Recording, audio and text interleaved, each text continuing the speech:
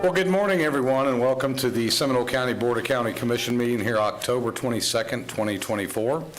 Hopefully everybody, including your families, have now made their way through the unfortunate hurricane events that we've had in our community here in the past couple weeks and are well on your way to finding brighter skies and friendlier horizons than what many of us have been through. We'll get an update on that from Mr. Alan Harris here shortly. Right now, we're going to go to our invocation and pledge. Pastor Andy Searles will lead us in invocation, and Mr. John Dredge will lead us in the pledge. Pastor? Let's pray. God, you have given to each of us different gifts and graces, but to those who lead, you exhort us to lead with all diligence. So God, we ask this morning that you will help us to lead diligently. Where there is tension, help us bring resolution. Where there is anxiety, help us bring calm. Where there is frustration, help us bring peace. Where there is complexity, help us find the simple path. Where there is confusion, give us clarity. And where there is potential, give us opportunity. Help us to lead our county today, God, with all diligence, so that those that we serve will have the greatest opportunity to flourish. And it's in your name we pray. Amen. Amen. Mr. Dredge?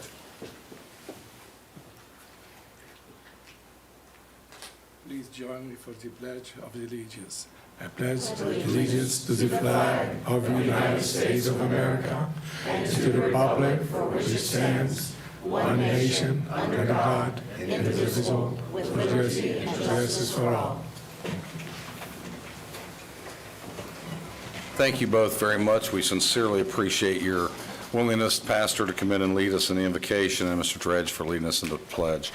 Next, I'm going to ask Mr. Alan Harris, our Director of Emergency Management, to come down and just give us a quick briefing on how things are wrapping up at the Emergency Operations Center and through the community. Thank you, Chairman, Commissioners. Alan Harris, Director of Emergency Management. Hurricane Milton, of course, hit us a few weeks ago. We are still recovering from that. Some folks are still responding to that as the flooded areas remain flooded, and they will slowly go down over a period of time. It will not look like it's going down day to day, but over weeks it will start to go down. And the one good thing that I can say is that we have received from the National Weather Service that the crest has occurred all along the St. Johns River from Sanford to Lake Harney, so it is going down. Some of our closed basin lakes also remain quite high right now, and those will go down as well, but that is a slow process. There is no forecast right now for the water to increase, but of course, if there are rain showers, heaven forbid that occurs, we'll have to look at how we respond to that. I want to thank all of our partners. I don't want to go through each and every one of them. There's just too many of them. But during the event, we opened up numerous shelters, special needs shelters, general population shelters, and enhanced medical shelters, and staffed over 895 people in those shelters. We still have one family that's actually being sheltered right now. Their home was destroyed during the event due to a tree inside of their home. We received about $30 million worth of residential damage during Hurricane Milton. We've been working closely with FEMA to set up pop-up registration centers for individuals to get assistance if they need to fill out an application. So far, over 16,000 applications have been filled out or at least started here in Seminole County, and that continues to grow day by day. Saturday and Sunday, we had a pop-up site at the Rural Heritage Center in Geneva. I want to thank specifically the Rural Heritage Center because they've been a focal point for appointed distribution, food, water, tarps, as well as a FEMA site, as well as a comfort station. A lot of the folks out there are on well and septic, so that provides them a space where they can get showers and restrooms and washer dryers, things like that. So it really helps the individuals that are out in that community. Today we are at Westside, and yesterday we were at the Westside Community Center, Boys and Girls Club in Sanford, and that was open from 10 a.m. to 7 p.m. And then we'll be moving to Forest City Seventh-day Adventist Church to cover the Altamont Springs, Apopka, Wekiva area. There was a lot of damage in that area from debris. Seemed like most of the debris was on the west side of the county when we did our quick damage assessment. There is debris other places, don't get me wrong, but it looked like a lot of it was on the west side of the county, which was pretty consistent with Orange County's damage assessment, which they had a lot of damage in the Apopka area for some reason. So it seems pretty consistent in that area that there was a lot of damage. So we are opening that point of distribution. I'm sorry, that FEMA site. That FEMA site will be open for the next couple days after today. We received, so far we've picked up about 15,000 cubic yards of debris, so we are out there, we are picking up debris. Solid Waste is doing an excellent job with our vendors to do that. I know 15,000 cubic yards of debris, that's hard to picture, so 2 Goodyear blimps, we have to put it in those terms, right? So we picked up 2 Goodyear blimps so far of debris, so I want to thank Kim and her team for their strong support with that.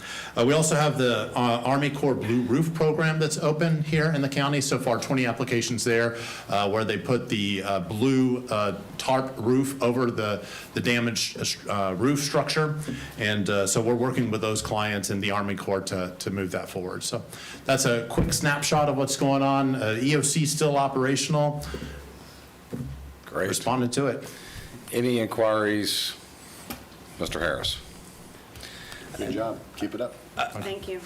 Absolutely. I would say thank you, thank your team, thank you to all the staff at the county.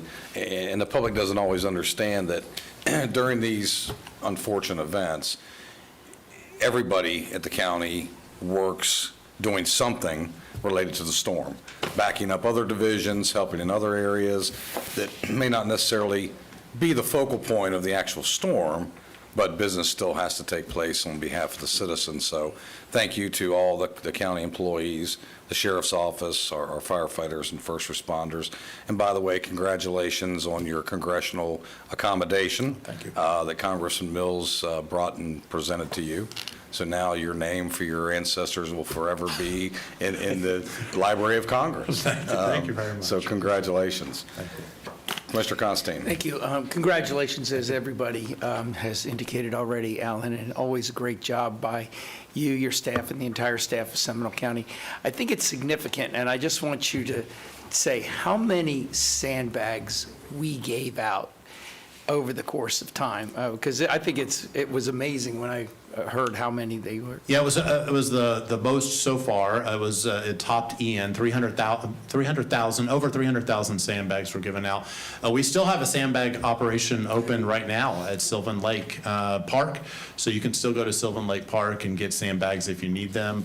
Hopefully there will not be additional rain, but we still have that one open. We just closed yesterday, maybe the day before. They kind of merged together after a while, but it was either yesterday or the day before we closed the Geneva site and the Wayside Park. And that was all in conjunction with the cities, too. Yes, correct? it's a combined, in Seminole County, it's a combined effort, everybody working together, yes, sir. Great. Thank you, Alan. We appreciate it. One thing real quick. Yes. Thank you, Mr. Chairman.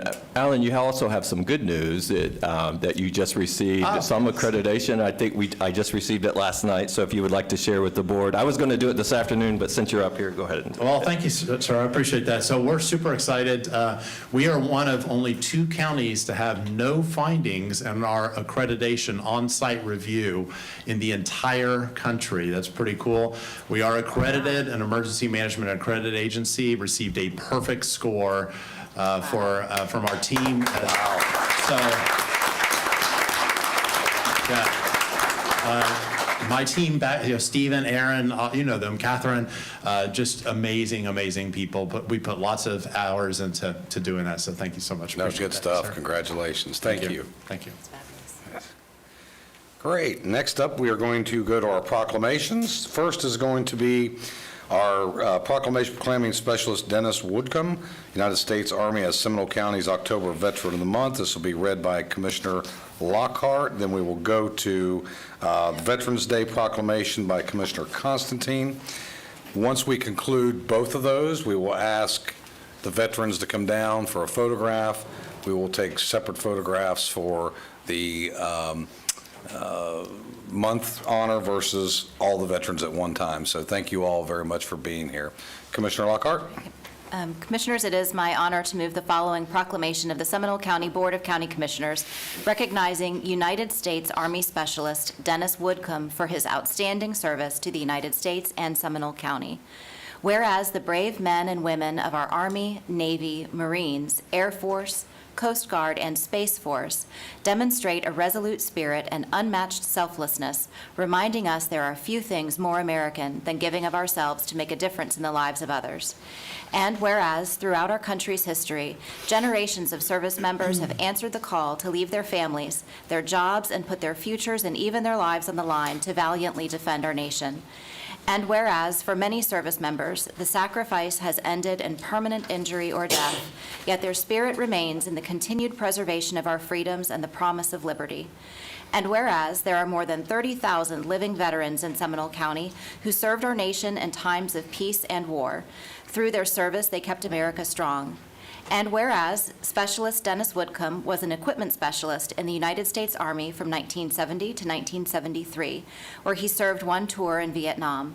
He has multiple decorations, including the Army Commendation Medal, Vietnam Service Medal with 3 stars, Vietnam Campaign Medal, and the Vietnam Cross of Gallantry with Palm Unit citation. And whereas Specialist Dennis Woodcomb, after separating from the U.S. Army, held various occupations which include the U.S. Navy's Atlantic Underseas Testing and Evaluation Program, the U.S. Air Force's Titan Missile Program, and Air Force Civil Service at Patrick Space Force Base. In 2013, he also completed an Advanced Standing Master of Social Work degree at age 62. And whereas Specialist Dennis Woodcomb is the current post-service officer at the American Legion Post 53 in Sanford, a volunteer on the Seminole County Veterans Advisory Council, the Seminole County Homeless Veterans Stand-Down Committee, and the Retired Senior Volunteer Program. Additionally, since 2016, he has been the Seminole County Veterans Treatment Court Mentor Coordinator, where he is responsible for assigning mentors to clients who are in court diversion programs. And whereas Specialist Dennis Woodcomb has brought great credit and distinction upon himself, the United States of America, the United States Army, and Seminole County, now therefore be it proclaimed that we, the Board of County Commissioners of Seminole County, Florida, express our gratitude, admiration, and respect for Specialist Dennis Woodcomb for his outstanding service to the United States Army and the residents of Seminole County. Be it further proclaimed that this proclamation is presented to Specialist Dennis Woodcomb along with our sincere congratulations and recognition as Seminole County's Veteran of the Month, adopted this 22nd day of October, 2024. Second. Motion is second. All those in favor? Aye. Opposed, like sign. Hearing none, passed unanimous. Congratulations and thank you, Specialist Woodcomb.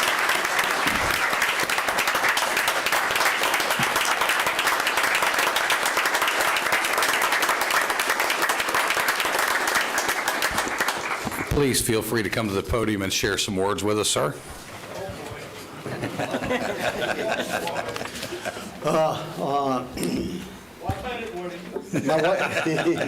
My wife couldn't make it here this morning, but, if it wasn't for her support, none of what I've ever been able to accomplish would have happened, and so, I'd like to go ahead and thank her. I'd like to thank the members of Post 53 for allowing me to be their Veteran Service Officer. The Veterans Treatment Court is an amazing program that Seminole County has. It's one of the best rated, and I'm privileged to lead the mentors, and the mentors, they're unsung heroes to me. They're all veterans and they're all volunteers, and they give their time and their effort. I especially would like to thank the folks from the Seminole County Veteran Service Office. They're the ones who provided the example for me to do the work that I do. So basically, all I really am doing is just passing on what was given to me, and thank you. Thank you. Thank you.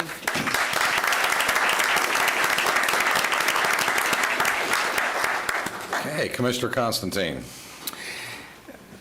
Thank you, Commissioner, and it is my honor to move the following proclamation of the Seminole County Board of County Commissioners, proclaiming November 11th, 2024, Veterans Day in Seminole County, Florida, and recognizing Seminole County veterans for their outstanding service to the United States. Whereas at 11 a.m. on November 11th, 1918, after 4 years of bitter conflict, the world rejoiced and celebrated the signing of the armistice of the Allied forces and the Federal Republic of Germany for the secession of World War I. And whereas to remember the sacrifices that men and women made to ensure lasting peace on November 11th, 1919, Woodrow Wilson, the 28th president, proclaimed Armistice Day in the United States. And whereas on June 4th, 1926, the United States Congress passed a concurrent resolution requesting that Calvin Coolidge, the 30th president, issue another proclamation in order to observe November 11th with all the appropriate ceremonies. And whereas on May 13th, 1938, 20 years after World War I, Congress passed an act making November 11th in each year a federal holiday, a day to be dedicated to the cause of world peace and to be thereafter celebrated and known as Armistice Day. And whereas, in order for a grateful nation to pay homage to veterans of all wars, on June 1st, 1954, Dwight Eisenhower, the 34th president, signed into law a bill introduced by U.S. Representative Edwin Reese from Kansas, renaming Armistice Day to Veterans Day. And whereas, in 1971, Richard Nixon, the 37th president, declared Veterans Day to be observed on the second Monday in November. And whereas, because the commendation of Veterans Day was a matter of historic and patriotic significance, on September 20th, 1975, Gerald Ford, the 38th president, signed Public Law 94-97, 87 Statute 479, which returned the annual observance of Veterans Day to its original date of November 11th. And whereas approximately 200,000 service members transition to civilian communities annually, and studies indicate that a high percentage of service members experience high levels of stress during transition from military to civilian life, active military service members transitioning from military service are at a high risk for suicide during their first year after military service. And whereas the National Association of Counties and the National Association of County Veteran Service Officers invite the community to join Operation Greenlight and show support for veterans by lighting our buildings green from November 4th through November 11th. And whereas Seminole County appreciates the sacrifices of our United States military personnel and believes specific recognition should be granted.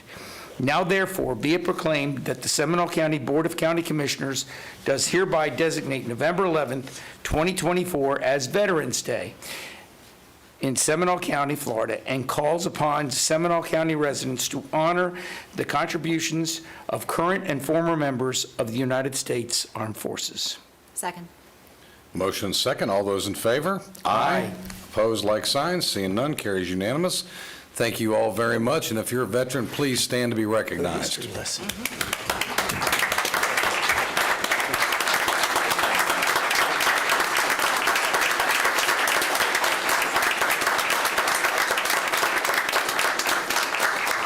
Thank you, and Mr. Whitcomb, if you'll join us down on the floor for a photograph, then we'll get all the veterans up and get a big photograph of everyone.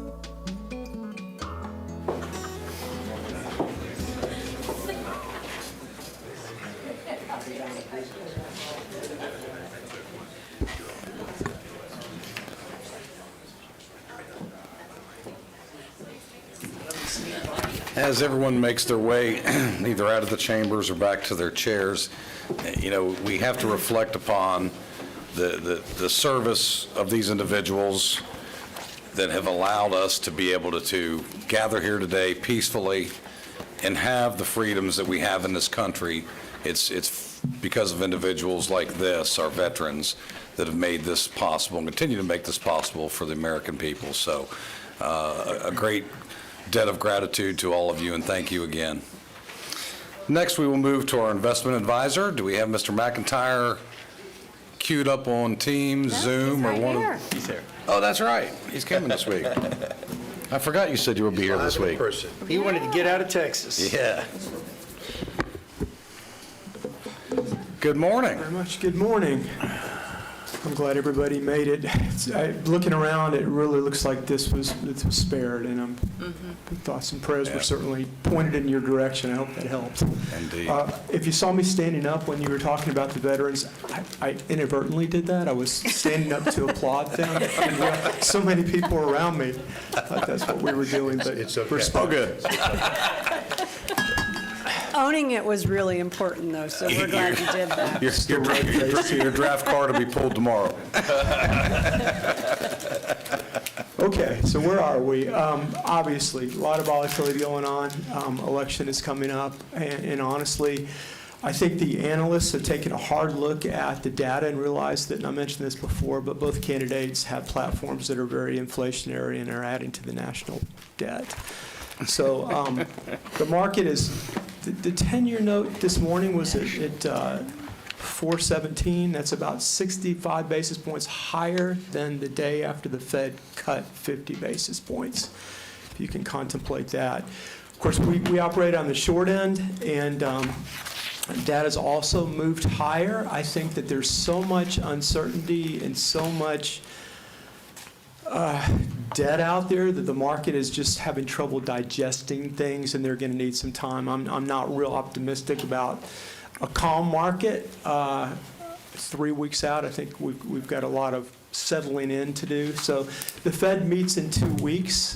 We expect a 25 basis point rate cut. I think that would be more disruptive if it didn't cut than if they did. So I think they're going to move forward. And Fed members have come up and found podiums and have pretty much been on the same songbook as far as that's concerned. Obviously, rate cuts are positive for the economy. Mortgage rates are actually higher. They go in lockstep with the 10 years. So interestingly enough, we're probably 50 basis points off the recent lows on a 30-year fixed. So one of the reasons is that inflation is not coming down. The Fed had that 50 basis point jumbo rate cut because A, they felt like the labor market was weakening, and B, they felt like inflation was in check. Core inflation has actually crept gently higher each of the last 3 months, very, very gently. That excludes food and energy prices, so it's expected to be more representative of underlying inflation. That's a little bit of a concern to the market right now. Overall inflation is moving lower. We're at 2.4% year over year, but a lot of that has to do with gasoline prices, which has settled in. Not sure how long that necessarily is going to last, but nevertheless, a little bit of an upturn since the last time we talked in the inflation rate. Again, I mentioned that the Fed was able to cut because they felt like the labor market was weakening, and then we got a great big solid employment report for the month of September. Not only did 254,000 jobs get added to non-farm payrolls, but there were revisions, upward revisions the previous 2 months, and the unemployment rate fell to 4.051, which rounds up to 4.1. A couple months ago, it was 4.3, so the unemployment, at least in the headline number, seems to be moving downward. And again, that probably puts, it limits how much the Fed can cut. So the market is factored that in. This is just for you to take a quick look at. I highlighted a couple things. This was the last Bloomberg survey as of September 25th. There's going to be another one Friday. I would guess that the Friday will look quite a bit different. I think that these economists are going to believe that interest rates and yields are going to be slightly higher. The economy does not seem to be crumbling. That's a plus. But of course, an economy that's operating well really does generate probably a little bit more inflation than we'd like to see right now. So as you can see, yields are higher than they've been. Pool rates are lower as a result of the Fed cutting by 50 basis points. The thought going forward is that yields are not going to get as low in 2025 as people thought that they would be a month or two ago. I really don't know. A lot of that's going to depend on who's elected. It's going to depend on, in the event that Trump is back in the White House, Trump would like to see lower interest rates. He will be able to influence who the Fed chairman is, and that's a pretty easy bridge over to understanding that he would prefer a Fed chairman who is likely to cut rates other than keep them the same, and cut fairly dramatically. So we'll see. That's the big wild card, I think, is who winds up getting elected. So you're spending money. You've had your sheriff's draw. You've had a number of expenses, as I've talked to the controller's office, or to the clerk's office, which is a good thing. You're 80% fixed investments. You're about 20% variable rate investments. That is generally like where you'd want to be for liquidity purposes. As I roll forward, I didn't factor in your big draw, so you're actually, for the month of November, going to be below 20% liquidity. So we're in a good place. We're also in a place that's very uncertain. I would, having talked to the clerk's office, I think we're good sitting till your next meeting, which is after the election. I don't know where rates are going to be. I can't even begin to imagine. You can make a really good case they'll be dramatically higher. You can make a case that they'll be lower. But for right now, given the fact that we have done some investing, given the fact that you do have a portfolio of fixed income securities, I think it's going to make sense to hold. I just want to mention before I end here that your yield right now is 482 on the portfolio, on the overall portfolio. And the 2-year Treasury note got down to 355 recently. So you're in a pretty good position. What we really wanted to do was be in position for next year. And honestly, I'll be back in front of you virtually at the November meeting, and we'll talk again. So we're not asking to purchase any securities at this point in time. You are in a drain period. You're spending money. In a perfect situation, we're seeing opportunity and saying, let's put more on longer. But for right now, I think we're okay staying where we are. Great. Any inquiries, Mr. McIntyre? Seeing none, I'll go to board action. Mr. Chairman, I'd like to make a motion to Please. implement the recommendation of the financial advisors presented here today based on the report submitted, and recommend the clerk to implement said board recommendations. Second. Motion second. Any further questions? Seeing none, all those in favor? Aye. Opposed, like sign. Carries unanimous. Thank you, Mr. McIntyre. Safe travels. Thank you all. Thank you. All right, next up is our consent agenda items. Mr. County Manager, are there any updates to the consent agenda? Thank you, Mr. Chairman. Commissioners, yes, just one change, and that's item number 10 under Community Services. We're going to pull that one. We'll be bringing that one back to the board. But Pull number 10? yes, other than that, everything else is fine. Okay. Any commissioner want to have a need to pull any of the consent items? Commissioner Delory. Mr. Chairman, I'd like to pull on item number 13 for discussion. Number 13.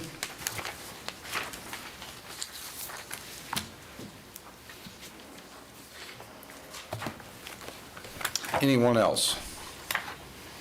All right, seeing none, we will go to the county attorney for reading of the public participation on the consent agenda. Good morning, everyone. Florida law provides that members of the public shall be given a reasonable opportunity to be heard on propositions before the Board of County Commissioners, except when the board is acting on emergency or ministerial matters or conducting a meeting exempt from the requirements of the Sunshine Law. Individuals shall be permitted 3 minutes each for public comment or 6 minutes when the individual is an official representative of a formal association or group. The chairman may modify the maximum time for public comment at his sole discretion when appropriate. Public comments on quasi-judicial or other public hearing items will occur during the board's consideration of those items this afternoon. Public comments on pending procurement matters or on non-agenda items shall not be permitted at this time. Members of the public desiring to make public comment must fill out a speaker form and present the form to staff. Forms are available in the lobby. Mr. Chairman. Thank you, Ms. Latour. Any public engagement desiring to speak on this consent agenda? One written comment being passed around and no additional speakers. No additional speakers. With that said, There is a question that probably deserves to be addressed. sure, we'll get to that then.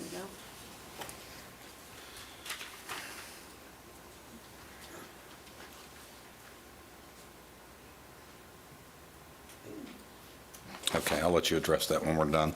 We'll close public comment and go to board action. Mr. Mr. Chairman, Chairman. I move to approve items 4 through 22 with the exception of 10 and 13. Second. Motion and second. Any further discussion? Seeing none. All those in favor? Aye. Opposed, like sign.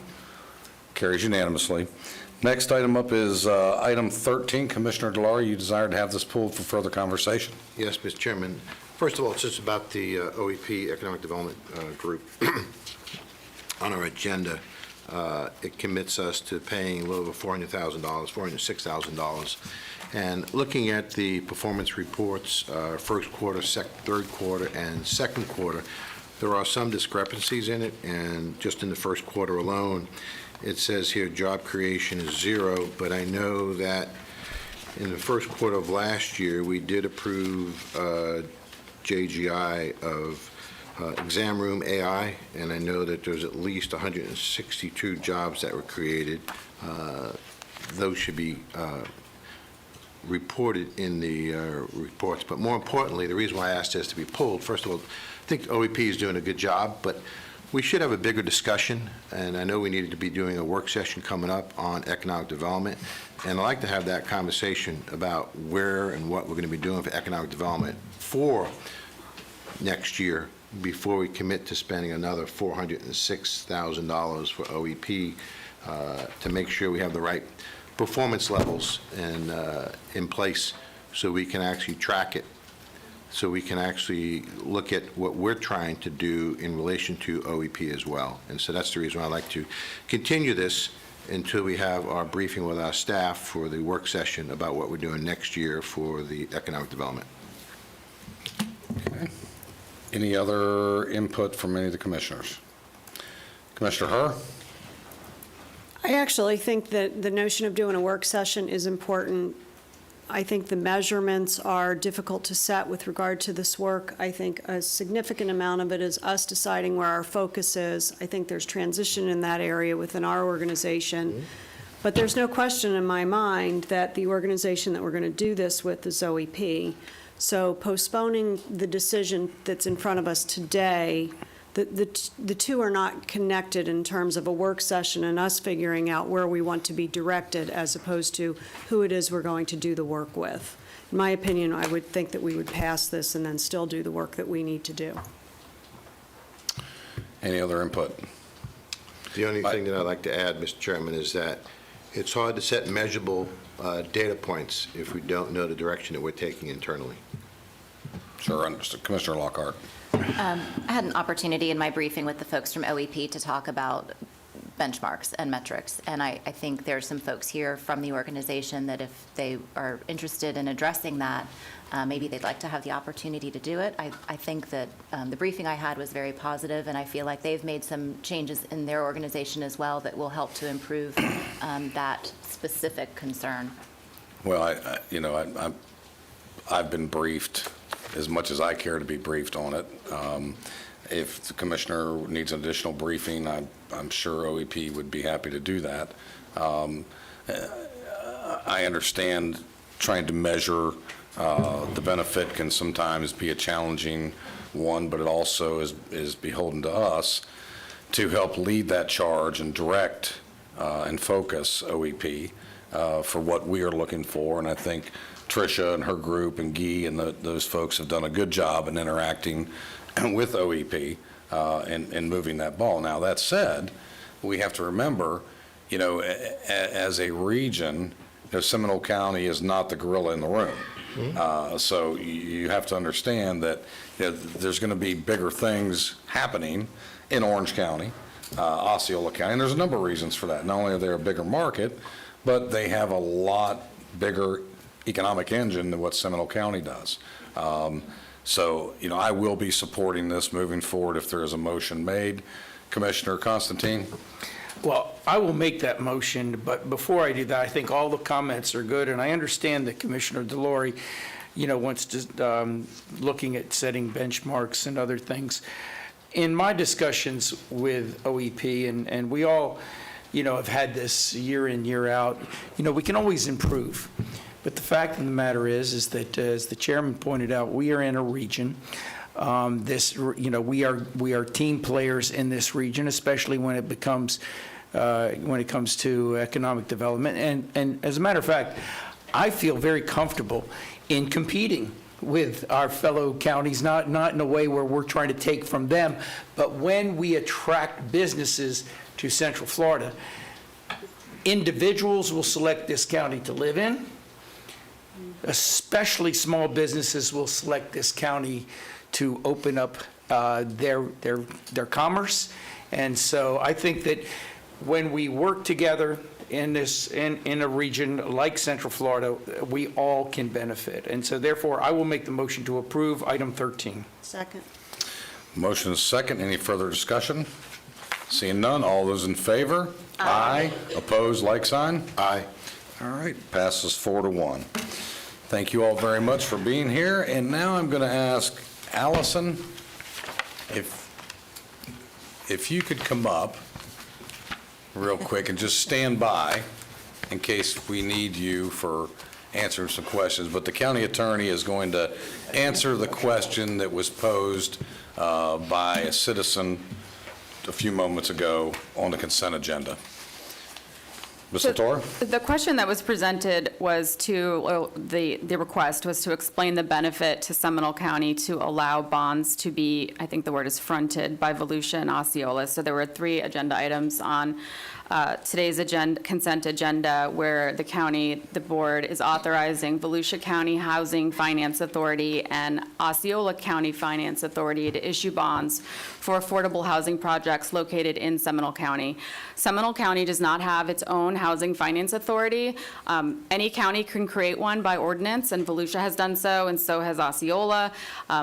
They are authorized, those housing authorities of the other counties are authorized to operate within Seminole County, and since Seminole doesn't have its own housing finance authority, under statute and federal tax law, the Seminole Board of County Commissioners has to consent to bond financing by those other county housing finance authorities because the projects that they're financing are going to be constructed within the jurisdictional boundaries of Seminole County. So the benefit is that it promotes, these housing finance authorities promote more affordable housing projects to be constructed within our county. The debt that is being issued to nonprofit organizations or affordable housing developers. The county is not taking on any debt when we approve these. It's very much a perfunctory approval to allow these bonds to be issued for these projects that are being constructed in our county, but it is not, the county's not taking on debt, and the county has no liability should these developers default on their obligations. Thank you, Ms. Latour. Allison, do you have anything additional to add to that? Good morning, Allison Thal, Community Services Director. I do not have anything to add other than I will tell you it's very beneficial to our whole affordable housing, attainable housing program. So we support our developers who are able to bring these tax credit units into the county. Sure. Thank you very much. Thank you. Well, a little history for those of us who've been around. There used to be a housing authority in this community that is now defunct. And that's a whole nother topic because of misappropriations of funds and all kinds of crazy things that happened many years ago. That's long before you all were here. So there's a whole history that goes back behind that. But to sum up, I think for the public is we are simply authorizing them to act as the arm that is doing the funding, and we are not assuming any debt on behalf of the citizens of this county. So hopefully that satisfies the question there. Next, we're going to move to presentations. Next item up is the public sleeping and camping update. Ms. Tricia Johnson, Deputy County Manager, will give us the overview. Good morning, Chairman, Commissioners. Tricia Johnson, Deputy County Manager. Today, I'm going to provide you with a brief overview and update regarding public sleeping and camping, legislation that passed Florida's legislature in its 2024 session. So what does House Bill 1365 allow? This legislation allows a county to designate property owned by the county or a municipality within that county's boundaries for the purposes of public sleeping and camping. I had the opportunity to hear from the bill's sponsor, Representative Sam Garrison, earlier this year. He noted that this legislation will not eliminate homelessness. It's simply a tool that local governments may use to preserve and protect public spaces while also managing one of the many components of the difficult problem of chronic homelessness. Governor DeSantis signed this legislation in March. Most of its provisions are effective October 1st. It's important to note that this new law provides that a county may designate property for public sleeping and camping. However, counties are not required to do so.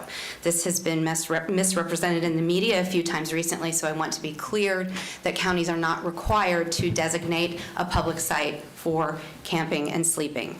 However, in order to establish such a site, it must meet certain criteria. It must be certified by Department of Children and Families.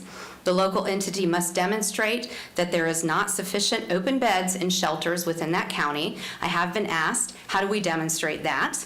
And unfortunately, I have not been successful in achieving an answer, which leads me to believe there may not be one. But if I'm able to secure an answer, I will certainly follow up with this board. The county must also ensure the safety and security of the site and those that are lodging on it. Sanitation must be provided and maintained, which includes running water and clean restrooms. Access to behavioral health services must be provided, which includes mental and substance abuse resources, and illegal substances and alcohol are prohibited. So, what does House Bill 1365 then prohibit? A county or municipality is prohibited from authorizing or otherwise allowing any person to regularly engage in overnight public sleeping or camping on any public outdoor property and rights-of-way under the jurisdiction of that county or municipality. This does not include individuals who are sleeping for 2 hours on a public bench. This does not include individuals sleeping in their car. This does not include individuals camping at a designated public campsite. And finally, it does not include individuals sleeping on private property. As you know, earlier this summer, the U.S. Supreme Court heard a case challenging the constitutionality of similar restrictions in Grants Pass, Oregon. For the record, I wanted to mention that the Supreme Court ruled that that ordinance barring camping on public property are constitutional and do not violate the Eighth Amendment, restriction on cruel and unusual punishment, therefore reinforcing Florida's new legislation. So effective January 1st, 2025, a county resident, a county business owner, or the Attorney General may bring a civil action to order the county or municipality from authorizing public sleeping or camping without designating property for that purpose. However, it's important to note the county or municipality must fail to take all unreasonable actions within the limits of its governmental authority. I'll get to that on our next slide.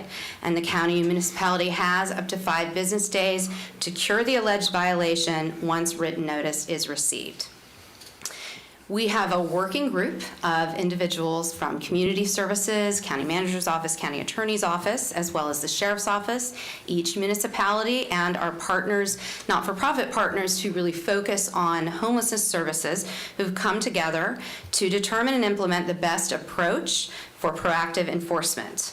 Unfortunately, at this time, there are more questions than answers, but the good news is we're not alone in that. The bill sponsor has stated that the legislation was intentionally written to not require a one-size-fits-all solution to this. The bill is left open by design so that local governments can learn best practices from one another as communities address this issue based on what works for their location.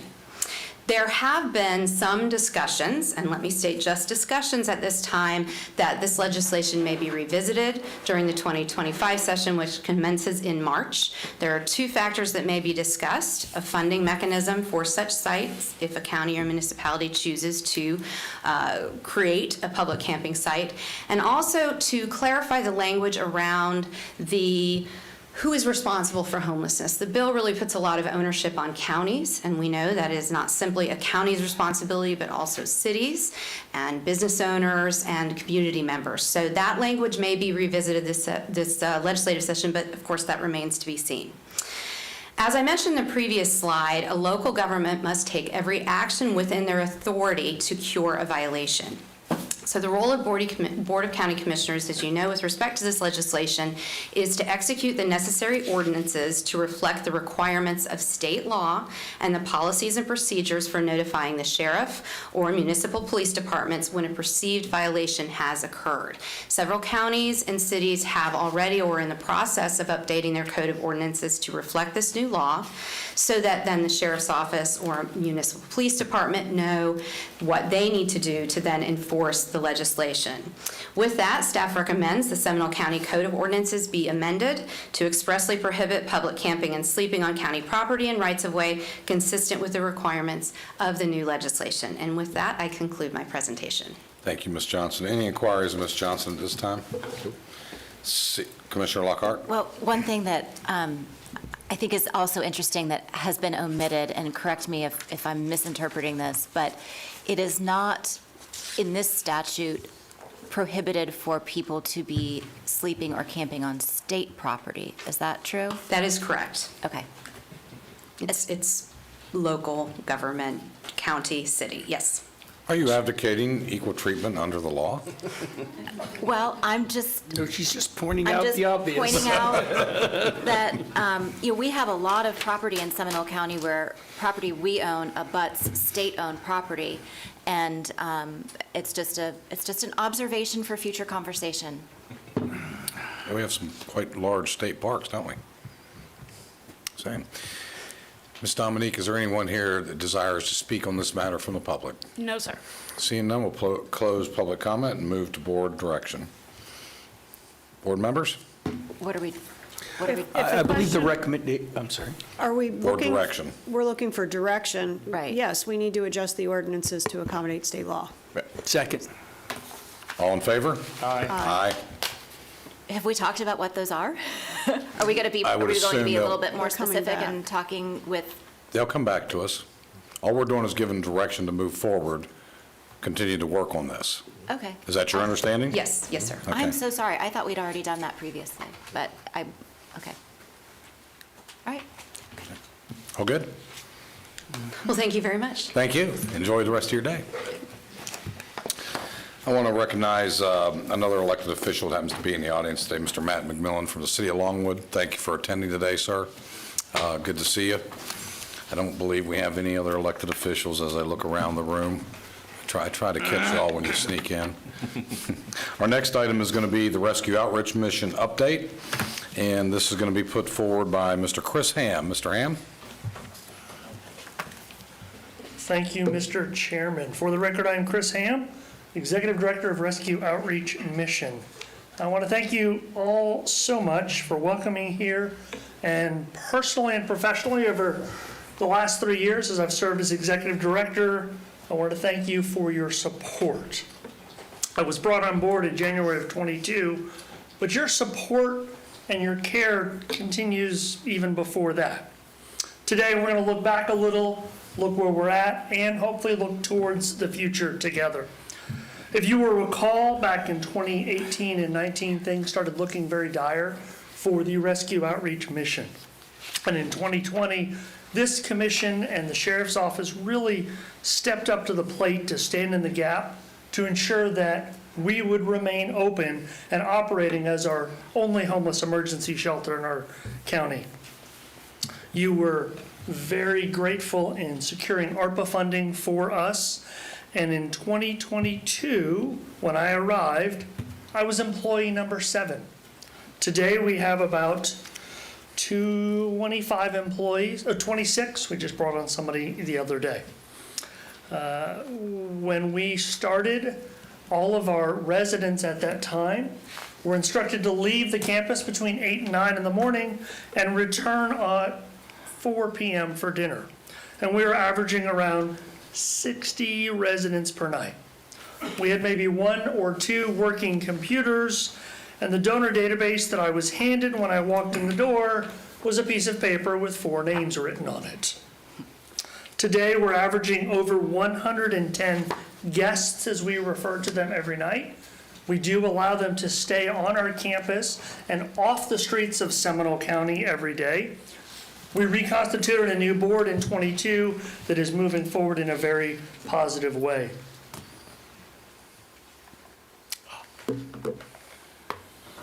As you're probably aware from some of the work with our partners with Homeless Service Network, and I know Martha is here, we saw a fairly large increase in 2024 from 2023 from the point-in-time count, a 53% increase. That's due significantly to the fact that the fair market rent for a 2-bedroom apartment from 2019 to 2024 climbed $700 a month. The increase in those who are experiencing homelessness is directly attributed to the lack of affordable or attainable housing, which I was thrilled to see that you just passed that bond issue to add more units into our market. That's going to greatly help the citizens of Seminole County, so thank you for that. But due to the current fact that rent is on a rise, mortgages are going up. My own mortgage at my house here in Seminole County, due to insurance, just went up $500 a month.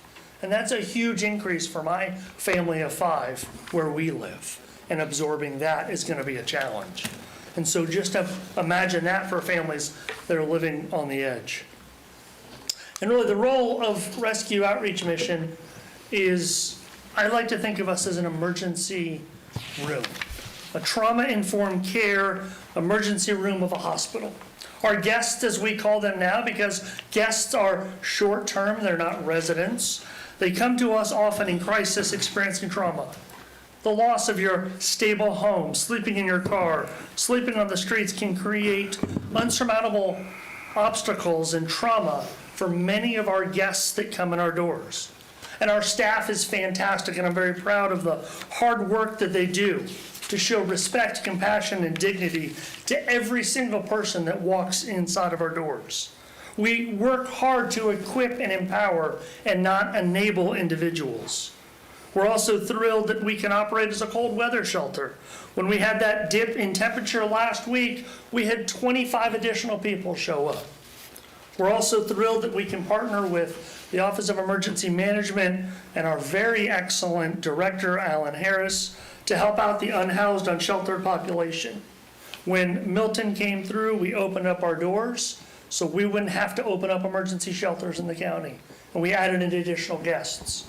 When Helene came in, we had an additional 40 individuals that were unhoused that came to us for that time period that we were able to help out in partnership with emergency management. And yet we remain committed to our core, which is to find permanent affordable housing for those in need in our community. We're proud of our board, as you already indicated. Mayor Matt McMillan is our current chair. We have got a great board of folks from businesses, from colleges, from faith-based organizations, and truly committed, caring leaders who come alongside every single day to help us in our work of providing a safe shelter and a path to a home. Some 3-year statistics for you, and originally we were supposed to come October 8th, and so I actually have some updated statistics for you, and I'll be happy to share those with you. When we originally submitted our proposal, we didn't have those yet, so I have those, and I'll give those to the clerk that she can share with y'all. So as you can see, I like trend lines to see. In '21, obviously we prepared 27,000 meals, and this year we're actually projecting to serve about 104,000 for our guests. That's on the paper that we just got for you. We just did our September numbers.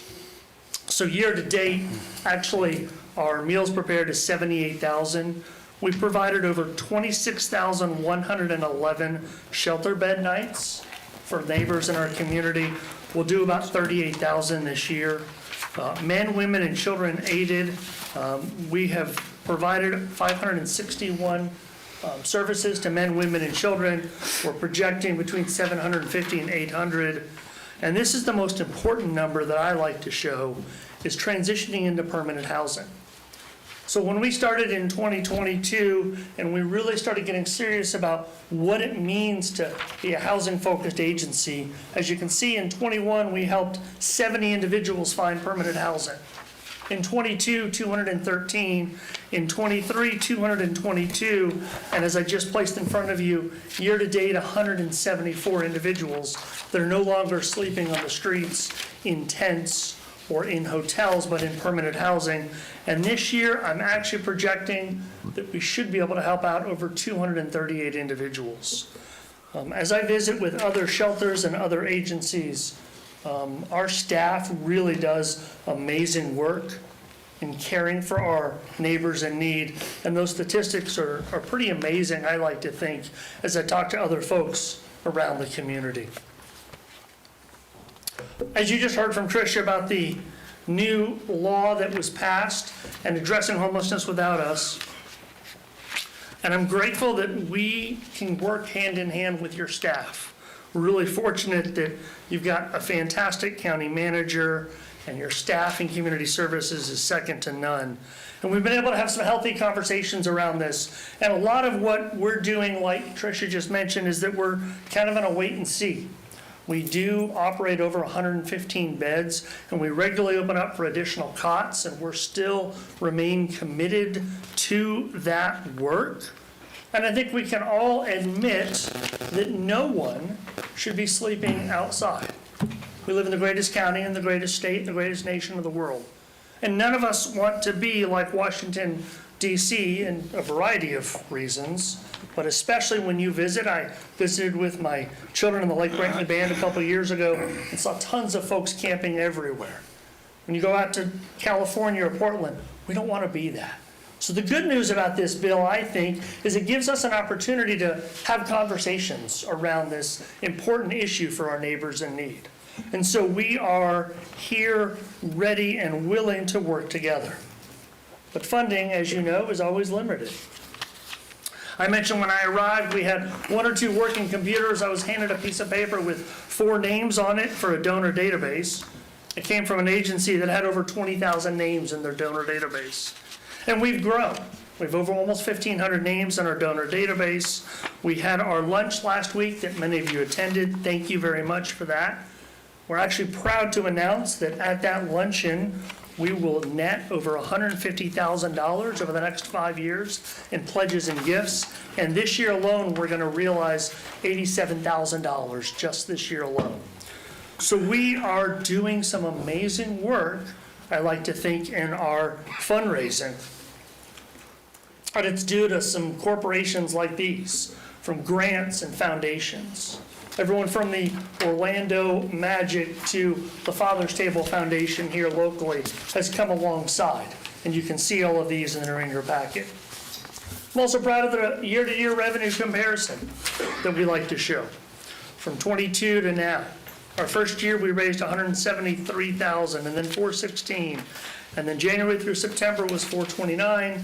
We are projecting $600,000 to $700,000 this year alone. We have been selected as an award winner for the National Philanthropy Day Association of Fundraising Professionals as the Creating Change category. In just a few weeks, we'll be celebrating with our probably 600 to 700 other individuals in the Tri-County area for the hard work that we're doing.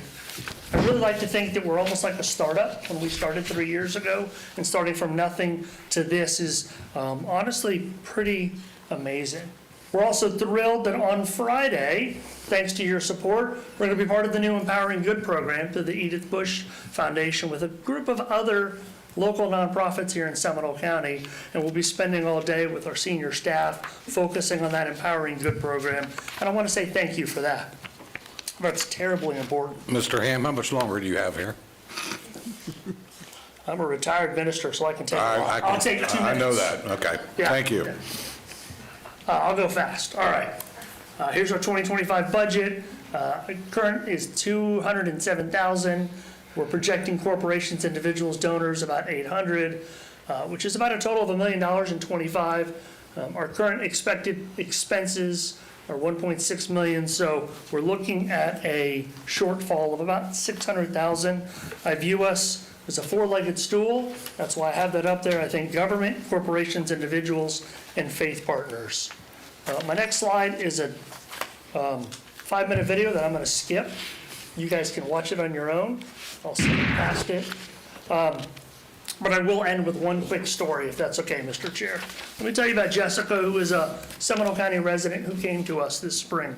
She's been married for 15 years. She met her husband in kindergarten in public schools. He was working 2 jobs, and she lost her job, and they couldn't afford the $2,000 a month because they had 4 children. As they were looking for apartments, the rent was over $2,300 a month, which means she needed to save $6,000 to $7,000 to move in. Her husband was working 2 jobs, one of which was for one of our local municipalities. A very good job, but not nearly enough to cover their rent. The maximum people you can put in a bedroom is 2 people, so they were forced to find one. They attempted to live in some of our local hotels, but they were spending $600 to $700 a week on that, plus food. They came to us. They began to save their income. Her husband was able to save from his 2 jobs. He was working in the morning and then coming back, showering, and heading out for another 8-hour shift. The staff, our case managers, Christine and Caitlin and our other team, really came alongside and worked with this family to help them find a place to live.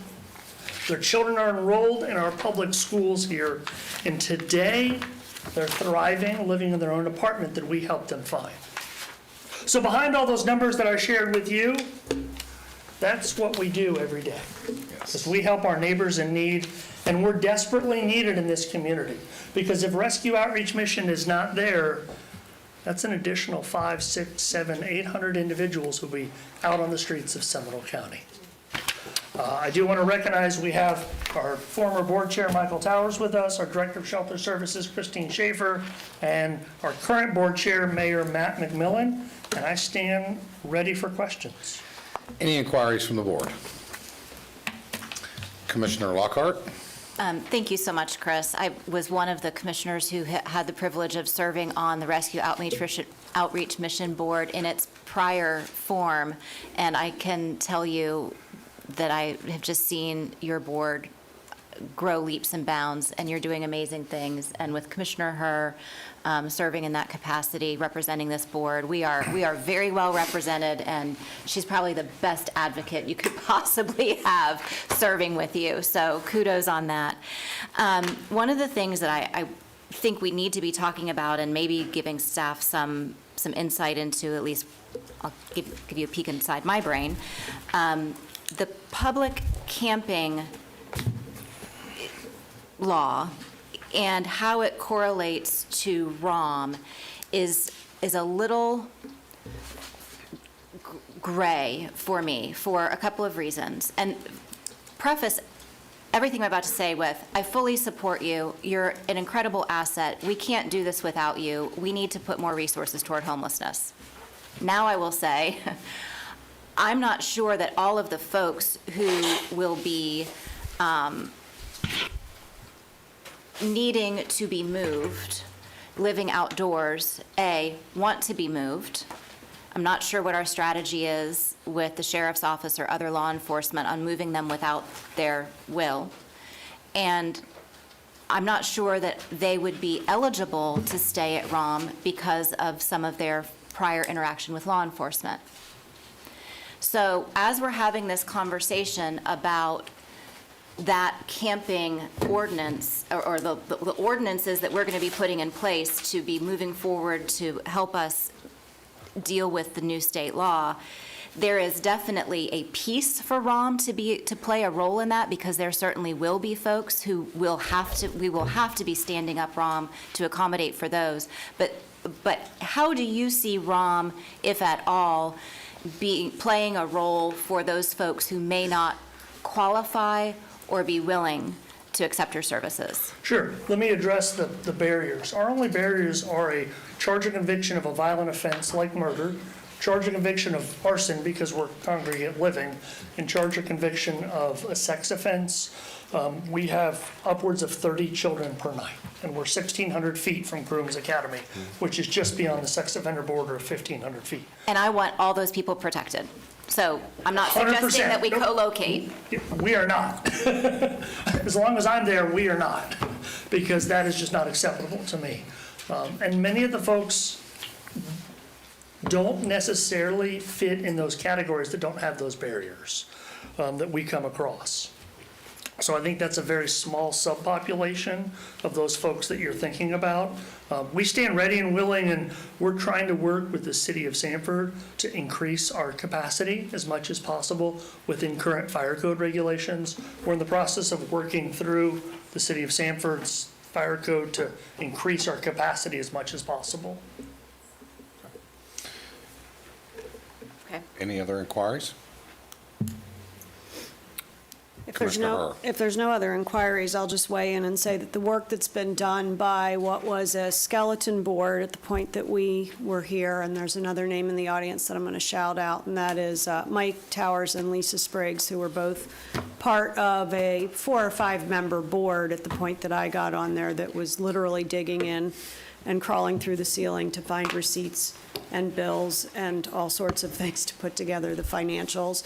We have the audit process is now fixed, and that was a huge hurdle in terms of getting funding from other nonprofits that will not give unless the audit is clear. And I would tell you that the board still has some open seats, and we are very strategic about how we're placing them. So the trajectory for the organization is very strong. I think we can stand in the gap between what the state is requiring us to do and what needs to be done. The better we get with the social service side of this, the less people stay in the bed. There's a piece of that that has to come into play in terms of, it's not just the number of beds, it's the number of nights somebody consumes a bed, the occupancy rate. So we're starting to look at that and monitor that. That requires adequate staffing in order to keep folks moving along. And by the way, getting that hand up so that they're now moving through life in a better way and actually paying taxes, et cetera, supporting their children and the rest of it. So I think we are on an amazing path. A lot of that is due to Chris's leadership, standing on the shoulders of the board that was there before we all got there. Commissioner Delory. Thank you, Mr. Chairman. Chris, thank you very much for the update. I think you and your board do a phenomenal job, as well as your staff. The question that I have is more for the county manager. Darren, do you believe you have proper information so we can prepare and move forward to make whatever decisions we have to make, either holistically or financially? Is there anything you think you need that you don't have? No, in fact, as Mr. Hamm and I meet monthly. Okay. And so we don't have a magic ball and to see how this is all going to work out, but he brings me data every month, and then we work to see how we're going to, how this all will play out. So as this moves forward, if the board will allow me to continue working with Ram and Mr. Hamm, and that, you know, if I need to bring something back to the board, you know, for consideration, I would do that. But yes. I just want to make sure you have everything. Commissioner Lockhart. So that I'm not missing a memo, because sometimes I have to be hit upside the head with a brick bat, because subtleties sometimes escape me. We've been busy with hurricanes. We all missing things this last week. Yeah, does a lot to erode brain cells, lack of power. Are you asking for whether or not this board is giving direction to you to meet the request of $600,000 additional funds? No.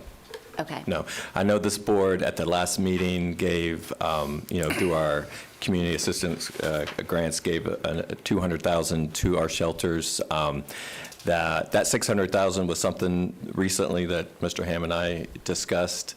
It wasn't brought up through our budget process, and stuff, it's fine, we can, discuss it later, but no, not at this time. I'm not asking for your consideration on that unless you're giving me direction on that. No, I just wanted, sometimes we speak in vagaries, and at the end of a board meeting, staff will go back and they'll watch the video and they're like, gosh, we really don't know what you said. Right. So, so that we don't wind up in that situation again, I just wanted to make sure we had it. I tend to be on the opposite side or spectrum of vague, But that said, Well, it's a collective direction, so I Sure. wanted to make sure.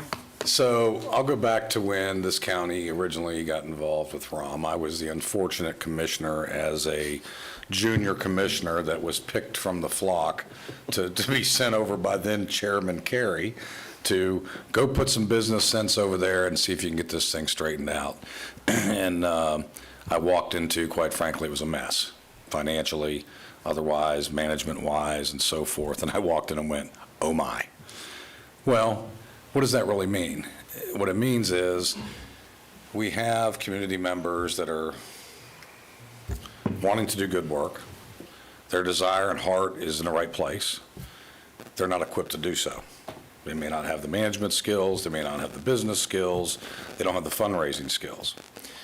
We stood the mission up at that point. The sheriff's office also helped. Lisa Spriggs came in on the board shortly after I arrived. Thank you, Lisa, for killing so many brain cells and working through the numbers that we were chasing all over the maps and trying to find documents everywhere. But at the end of the day, Mother Weaver had a mission, and it was always this board's position that Mother Weaver's mission would be fulfilled, and we would not stray away from that. My concern is we are now 5 years into this, and the commission has made it very clear that we need to see additional fundraising efforts. And we have seen some movement there, there's no question. Albeit, it's been a struggle to get there. That may be with appointing board members that are going to go out and raise money, whatever the case might be. Government has a role, certainly, in one of the legs of those stools in helping stand up and support homeless shelters within this county. However, there's other things that need to come to bear. And what I've asked our community services people to consider is when we look at the needs assessment study that was recently done last year, and this commission blessed and gave certain entities certain amounts of dollars, arguably there are some entities that we're giving pennies to, $15,000, $25,000. And I question, how far does that really go?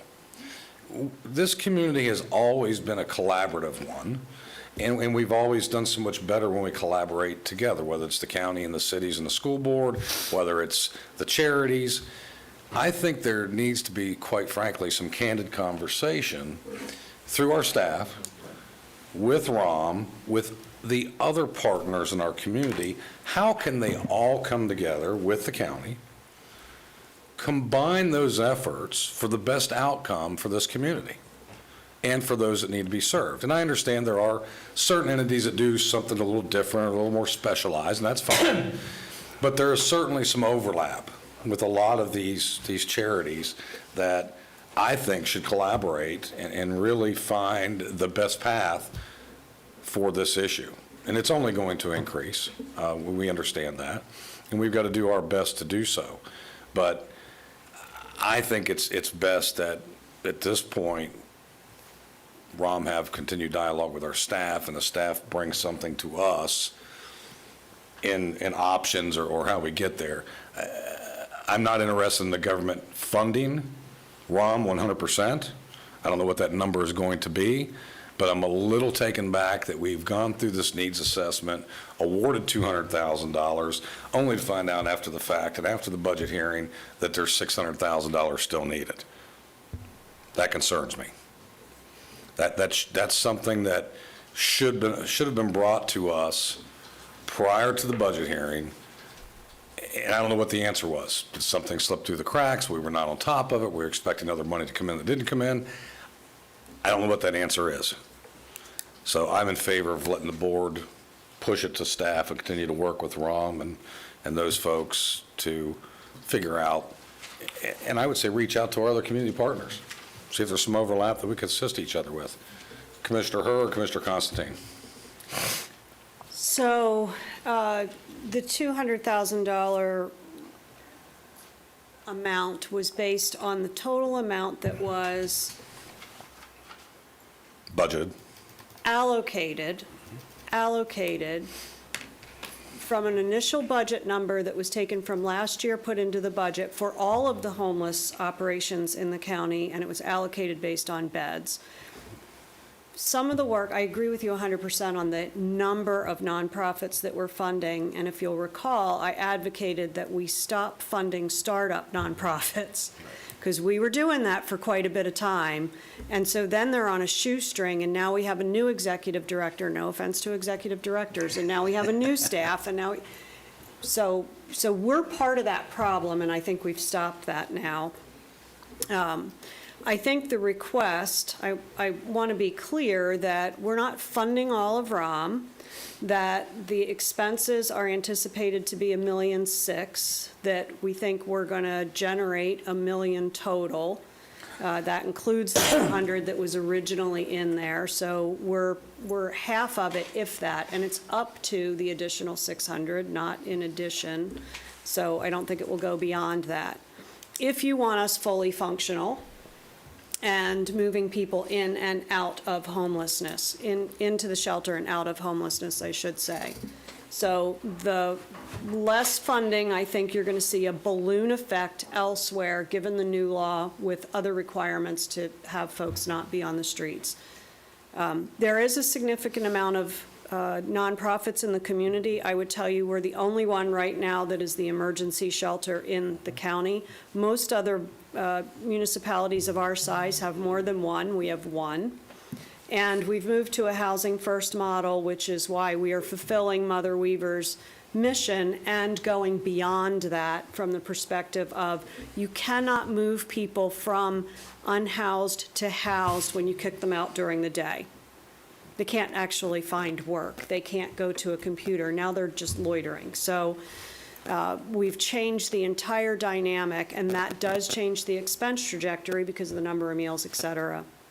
So better work, better outcomes, measured, and sustainable. That's the goal. Commissioner Constantine? You know, I think we all recognize the movement, the positive movement that we've seen in Rescue Outreach Mission, and I do concur with, which I think is the consensus of this commission, to allow the staff to continue to work with them. But a number of, it may have been more than a year ago, when we were going through this and we were looking at not only homeless but other charities and how their requests all seem to ask for the same thing in many cases, I said, why don't we put together, or somebody put together, a summit of charities that can sit down and see how they can interact and work together on maybe sharing and or putting together some ideas as to how they can cooperate and build a system that they're working together in a similar goal. And now that we have this law, and we're going to be looking at the ordinance not only to change it for law, but also to see if we can work through that law, as well as Rescue Mission. I think this is this is something like the, dovetail together all of these things. And I really do believe that it would be, whether Leadership Seminole or some group or ourselves, through our community services, puts something together that they can sit down, have a summit, and talk about this. Because I can tell you, in running a not-for-profit, so many groups, they all need the same thing. They don't talk to each other, not because they don't want to, but because they're just so busy. And so, I mean, this is not directly, to the subject today. That I think we've talked about with the staff working with ROM. But I do believe that all of our charities that have some relationship with homelessness, sheltering, camping, might do well to sit down and talk to one another and see if we can cooperate. Commissioner Lockhart, we'll try to wrap this up. Anyone else? I got one more after. Okay, Commissioner Delory. 2 questions. What is a reasonable time frame to expect the draft ordinances, if they're plural, to come back to us? On the camping, public camping part?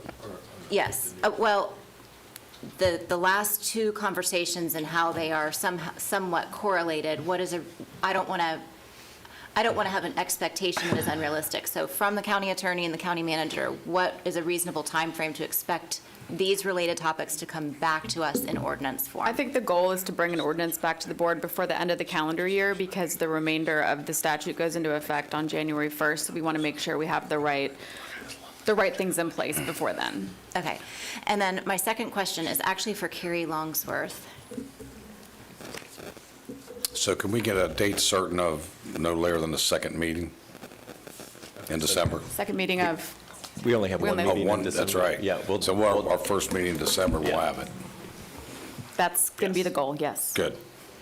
Carrie, would you be willing to just run through briefly the last time staff brought together all of the nonprofit agencies for the purpose of what you've just heard described and when that was, and if you would be willing to do that again through the county manager? Good morning, Commissioners. Carrie Longsworth, Community Assistance Division Manager, for the record. So we actually have had social services forums, groups together in the past. We've had different variations of them. The Community Conversation on Homelessness, some of you might remember. Seminole Action Board had several groups that spun out of that with the providers meeting together, but it has definitely been pre-COVID since anything has been brought together and met one-on-one. We do have the working group that Tricia mentioned that does have our homeless specific providers that are dealing with those that are out on the streets or in shelter that are meeting, and those are meeting a little more regularly. But the overall nonprofits in the county, I would say that's been 4 or 5 years since they have all convened to meet in a organized fashion. Okay. The last time I remembered attending one of those meetings was at the Community Services Building at Reflections, and I was on the school board at the time, so I knew it had been a minute. Absolutely. But that way, I remember there was a lot of good discussion that came out of that, and a lot of collaboration and some identification of duplication of services. Now, whether or not those agencies agreed that they would cease duplicating those services, that was up to them. But there was a lot of good things that came out of that. So just so you all, so the community knows, it's not that we have not ever done that. We do it regularly and have done it consistently, and maybe time to do it again in another fashion. I like it. Absolutely. Commissioner Delory. Thank you. It's more for the county manager. Darren, way before you got here and way before Chris Hand and his board got established, when Rescue Outreach ran into some financial issues, we were told at the 12th hour that they were out of money and that they weren't able to exist. I want to make sure that that doesn't happen again. So I want you to keep us informed so that we're not being told the day of a meeting that we have to make a decision, that we have ample time and that they have ample time so that everyone knows what's going on. Thank you for your trust, Commissioner Delory. Well, I do have trust, but the thing is, Okay. I want to just make sure that our staff is telling us real time what's happening, because we can't discuss things outside of a public hearing. Will do. Great. Staff has direction. Yes. Thank you very much. Thank you all very much for being here today. Appreciate it very much. Next item up is we're going to move to our regular agenda. The Fall Fest Church of the Nativity special event permit. Mary Robinson or Rebecca Hammock. I'm playing Mary on TV today. So for the record, Rebecca Hammock, Development Services Director. Mary couldn't be here today, so I'm going to present on her behalf. This is a request for a special event permit for the Fall Festival for Nativity Church. They're requesting the special event for Friday, October 25th, 2024 through Sunday, October 27th, 2024. The subject property is located at 3255 North Ronald Reagan Boulevard in Longwood. The subject property is located on the south side of Ronald Reagan Boulevard at the southeast intersection of Country Club and Ronald Reagan. The applicant is requesting approval of a special event permit for the Fall Festival at the Church of Nativity. The event includes food, raffles, auctions, rides, and games, a costume contest, music, and youth performances. Outdoor amplification of sound will be utilized during the operating hours of the event. The applicant has requested a maximum of 1,000 attendees throughout the event. The hours of operation are Friday, 5 p.m. to 10 p.m., Saturday, 12 p.m. to 10 p.m., and Sunday, 12 p.m. to 5 p.m. Off-duty sheriff's officers, deputies will provide security and traffic control, and overnight security is being provided by a church parishioner who is a retired law enforcement officer. Staff is requesting that the board approve the Fall Festival special event permit for Friday, October 25th, 2024 through October 27th, 2024, subject to staff's recommendations included in the special event permit. And with that, that concludes my presentation. I'd be happy to answer any questions. Thank you. Any questions for staff? Seeing none, is there any public comment, Ms. Dominic? No, sir. Seeing none, we'll go to board action. Commissioner Lockhart, this is your district. Motion to approve the special event permit as presented. Second. Motion second. All those in favor? Aye. Opposed, like sign. Seeing none, carries unanimous. Thank you very much. Next up is going to be Mr. Durr. Naming of Seminole County asset to Lake Wildwood Park. Mr. Durr. Good morning. For the record, Rick Durr, Director of Parks and Recreation Department for Seminole County. This is the application for the naming of an existing county asset, which is the Lake Wildwood property. Lake Wildwood is an established county-owned property within the Sunland Estates neighborhood in unincorporated Seminole County. The Sunland Estates neighborhood, if you recall, is kind of sandwiched between 1792 and Ronald Reagan, just several blocks south of Lake Mary Boulevard. The current property was platted back in 1959 and was given the name Lake Wildwood at that particular time. Earlier this year, as we were presenting other items to you for consideration with our park system master plan, it had been requested that we go ahead, the Parks Department go ahead and start maintaining this property and the same cycle as we do Lake Dot, which is just several blocks west of here. We've been in the process of doing so throughout the course of this year. About middle of the summer, we were provided with an opportunity, working with Community Services, to expend some expiring CDBG funding that had not been used. We were able to go in and quickly begin putting in some minor improvements, a sidewalk that will connect around the lake to the existing sidewalk network, as well as some places for folks to sit and some trees to be planted. So very minimal types of improvements being made on the property. We then moved this through the process, the application process, in accordance with county policy to officially name this and designate this. We've gone through the addressing process as well, and the county is bringing forth to you today that particular action. So the requested action by staff is for the approval of officially naming this particular parcel Lake Wildwood Park. That's the conclusion of my presentation. Any inquiries of staff? Seeing none, any public comment, Ms. Dominique? No, sir. Seeing none, we'll close public comment and go to board action. Motion to approve. Second. Second. All those in favor? Aye. Opposed, like sign. Seeing none, carries unanimous. Great work, by the way, out there. If you all ever get a chance, drive out there. The people love it. I mean, and you can see the excitement in the community. I've actually started cleaning up the community a great deal. So good work. A good example how a park helps instill some confidence in a community, and they start doing some things that make everybody happy. Thank you, Mr. Durr. Thank you. All right, next up is going to be our work session. This is Rural Enclave Small Area Study. Ms. Rebecca Hammock again. Ms. Hammock, how long do you perceive this presentation will take? So we are estimating about a total of 45 minutes, including presentation and questions. Okay, then we will we'll ask you to try to expedite that as quickly as you possibly can. We're going to limit public comment because this is a work session. We will take some, but the county manager and I have a drop-dead deadline we have to be at. Okay. So I'll please proceed. Sure. Good morning again for the record. Commissioner, hold on. Commissioner Constantine, you have something? I was just going to say, do you want to take a short break? before we go into this? Well, if we take a short break, it's going to delay it even further. Okay. So, And I'll be back. okay. Proceed. You got a quorum. Okay, so I'll forgo my introductions and I'll hand it right over to Eliza Harris-Giuliano. She is our consultant with Kimley Horn to go straight into the presentation. Great. Thank you very much. Good to be here with you this morning. In the interest of time and standing between you and lunch, I will go even faster than I was planning. Great. So the timeline here, we are at the second point here, which is the BCC work session. We've already had community meetings. There will be more community meetings and more work sessions before any sort of adoption hearing.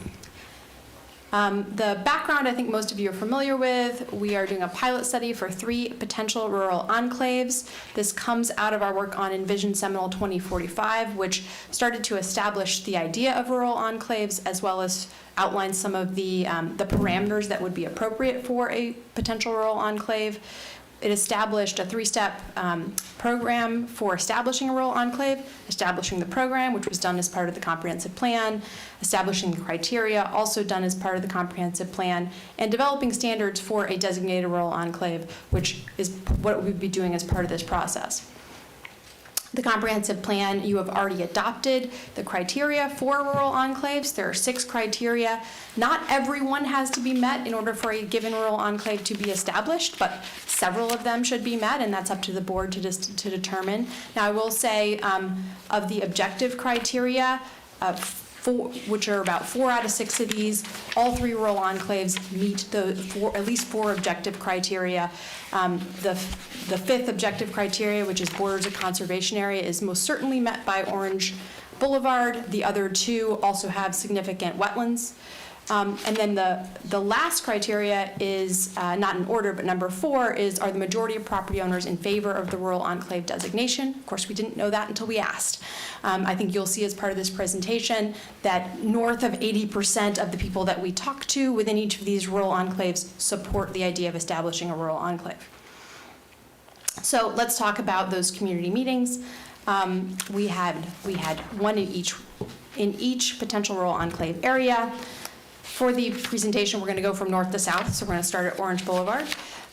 This image shows both the aerial, give you a little bit of a sense of the character, as well as the county maintenance of roads. So the yellow roads are county-maintained paved roads, and the other roads are either county-maintained or county-unmaintained, so they're dirt roads that are controlled by the county, or they're private roads.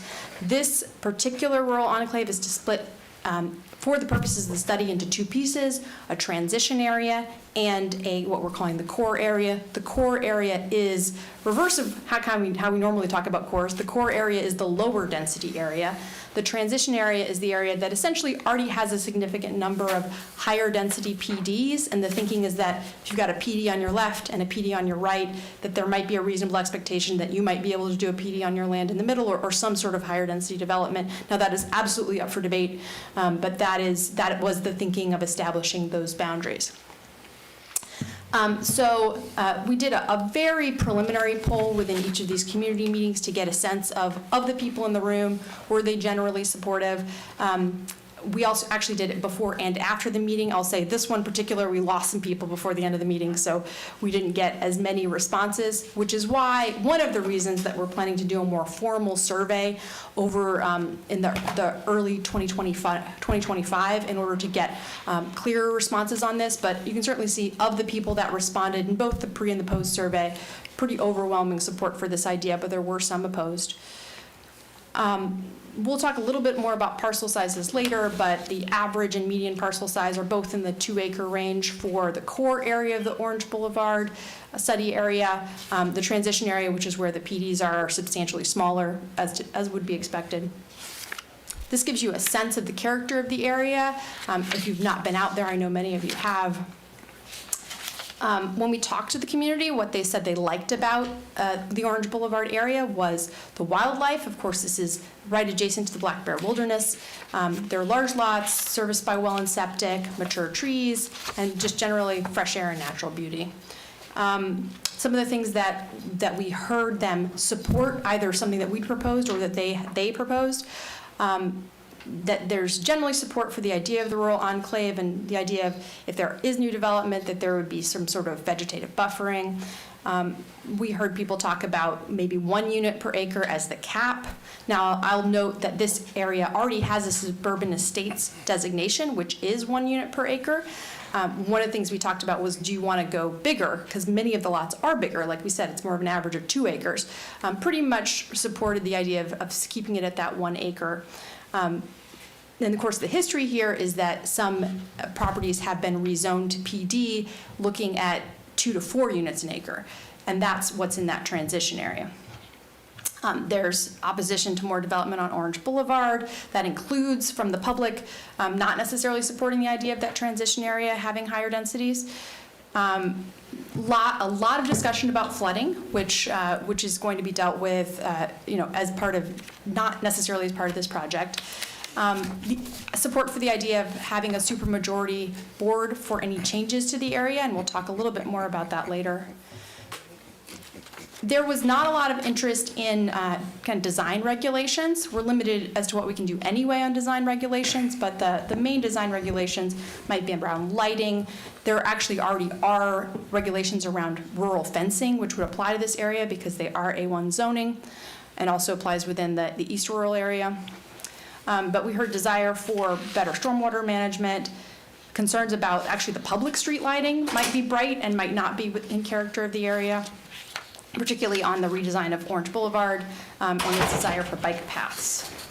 We did have some owners request in both directions to be moved. We had some owners request to be put in the lower density area, whereas we had designated them as the transition area. We had some owners request to be put in the higher density area, whereas we had put them in the lower density area because they were next door to those already developed areas. And another owner who was kind of on the edge of the study area to opt out. Moving on to Lazy Acres. So this area, looking at the yellow, that's generally the paved roads. You can see those are generally on the edge of the study area, whereas most of the internal roads are private and or unpaved. Again, 95% support here for the idea of a rural enclave, which comports with what we heard in the room.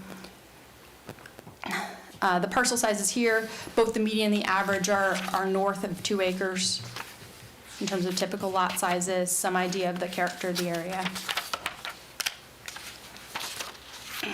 What we heard people say, some similarities for sure to what we heard in the other area that they like about it: large lots, wildlife, wetlands, well and septic.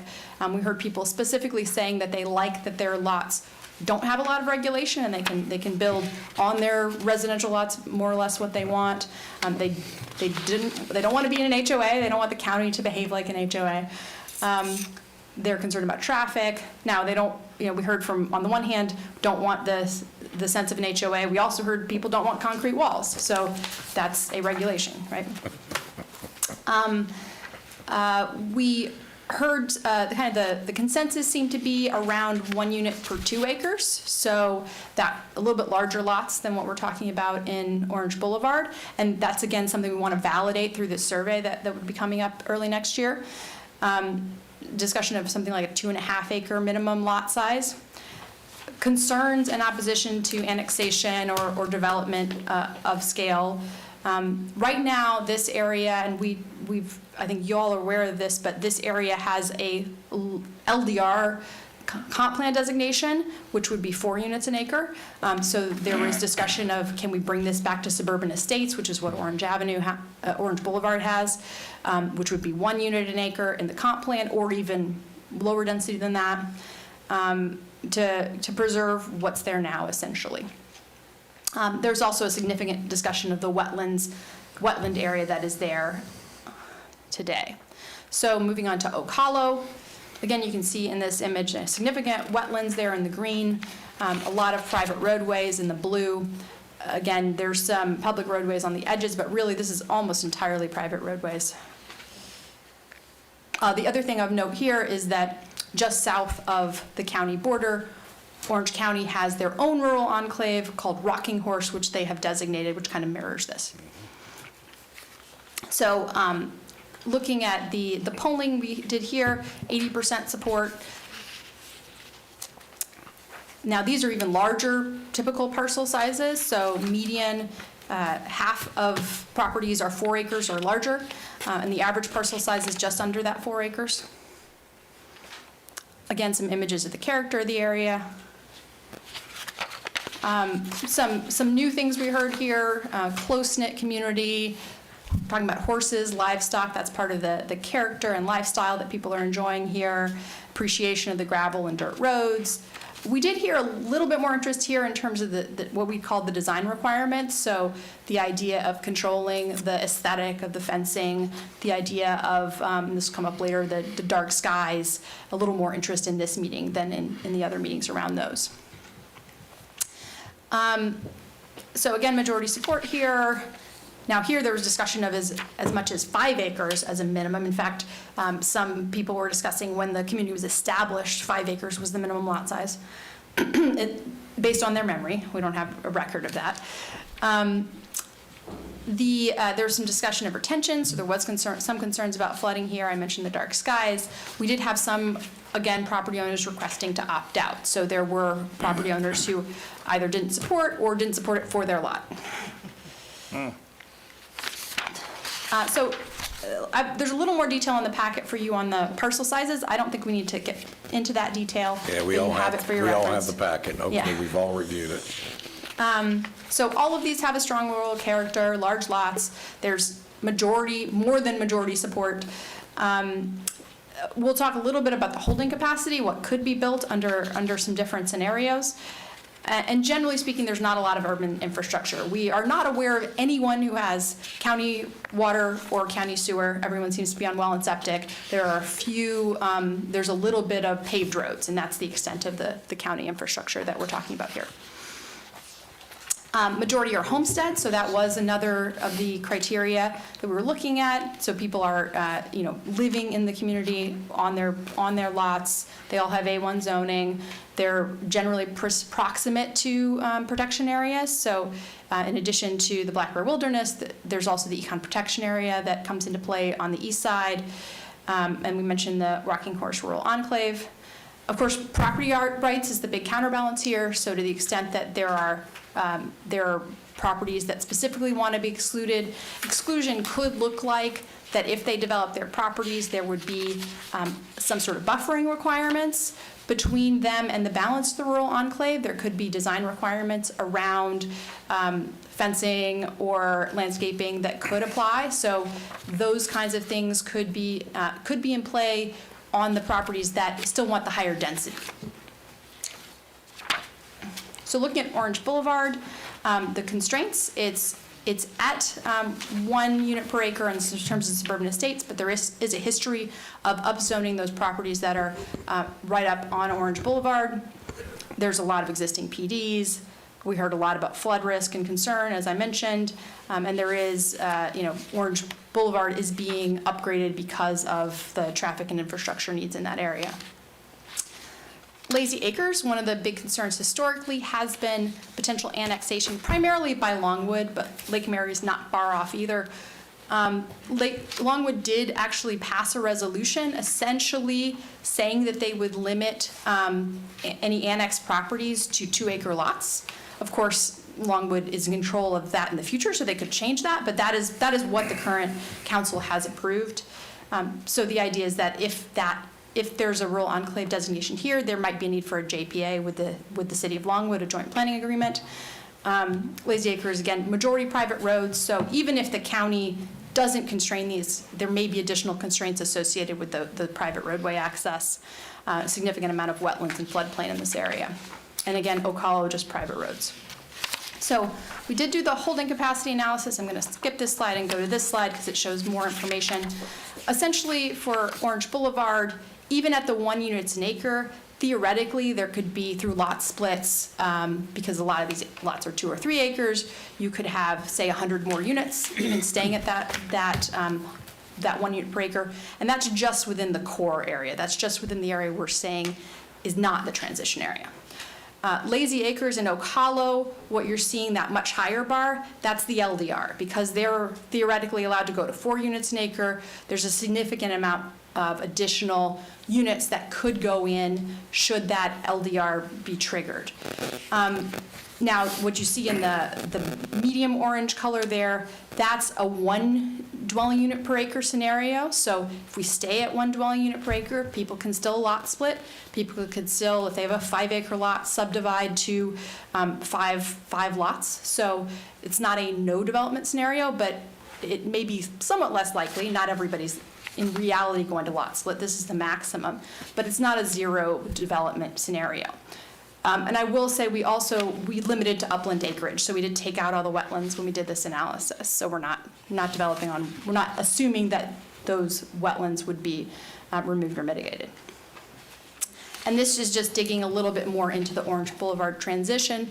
One of the ideas that's been discussed here, some of the more recent PDs have gone up to nearly 4 units an acre.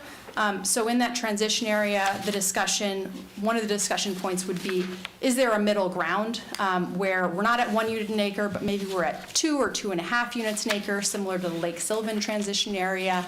So we're not going all the way up to 4, which is much more urban density, but maybe there's a middle ground there.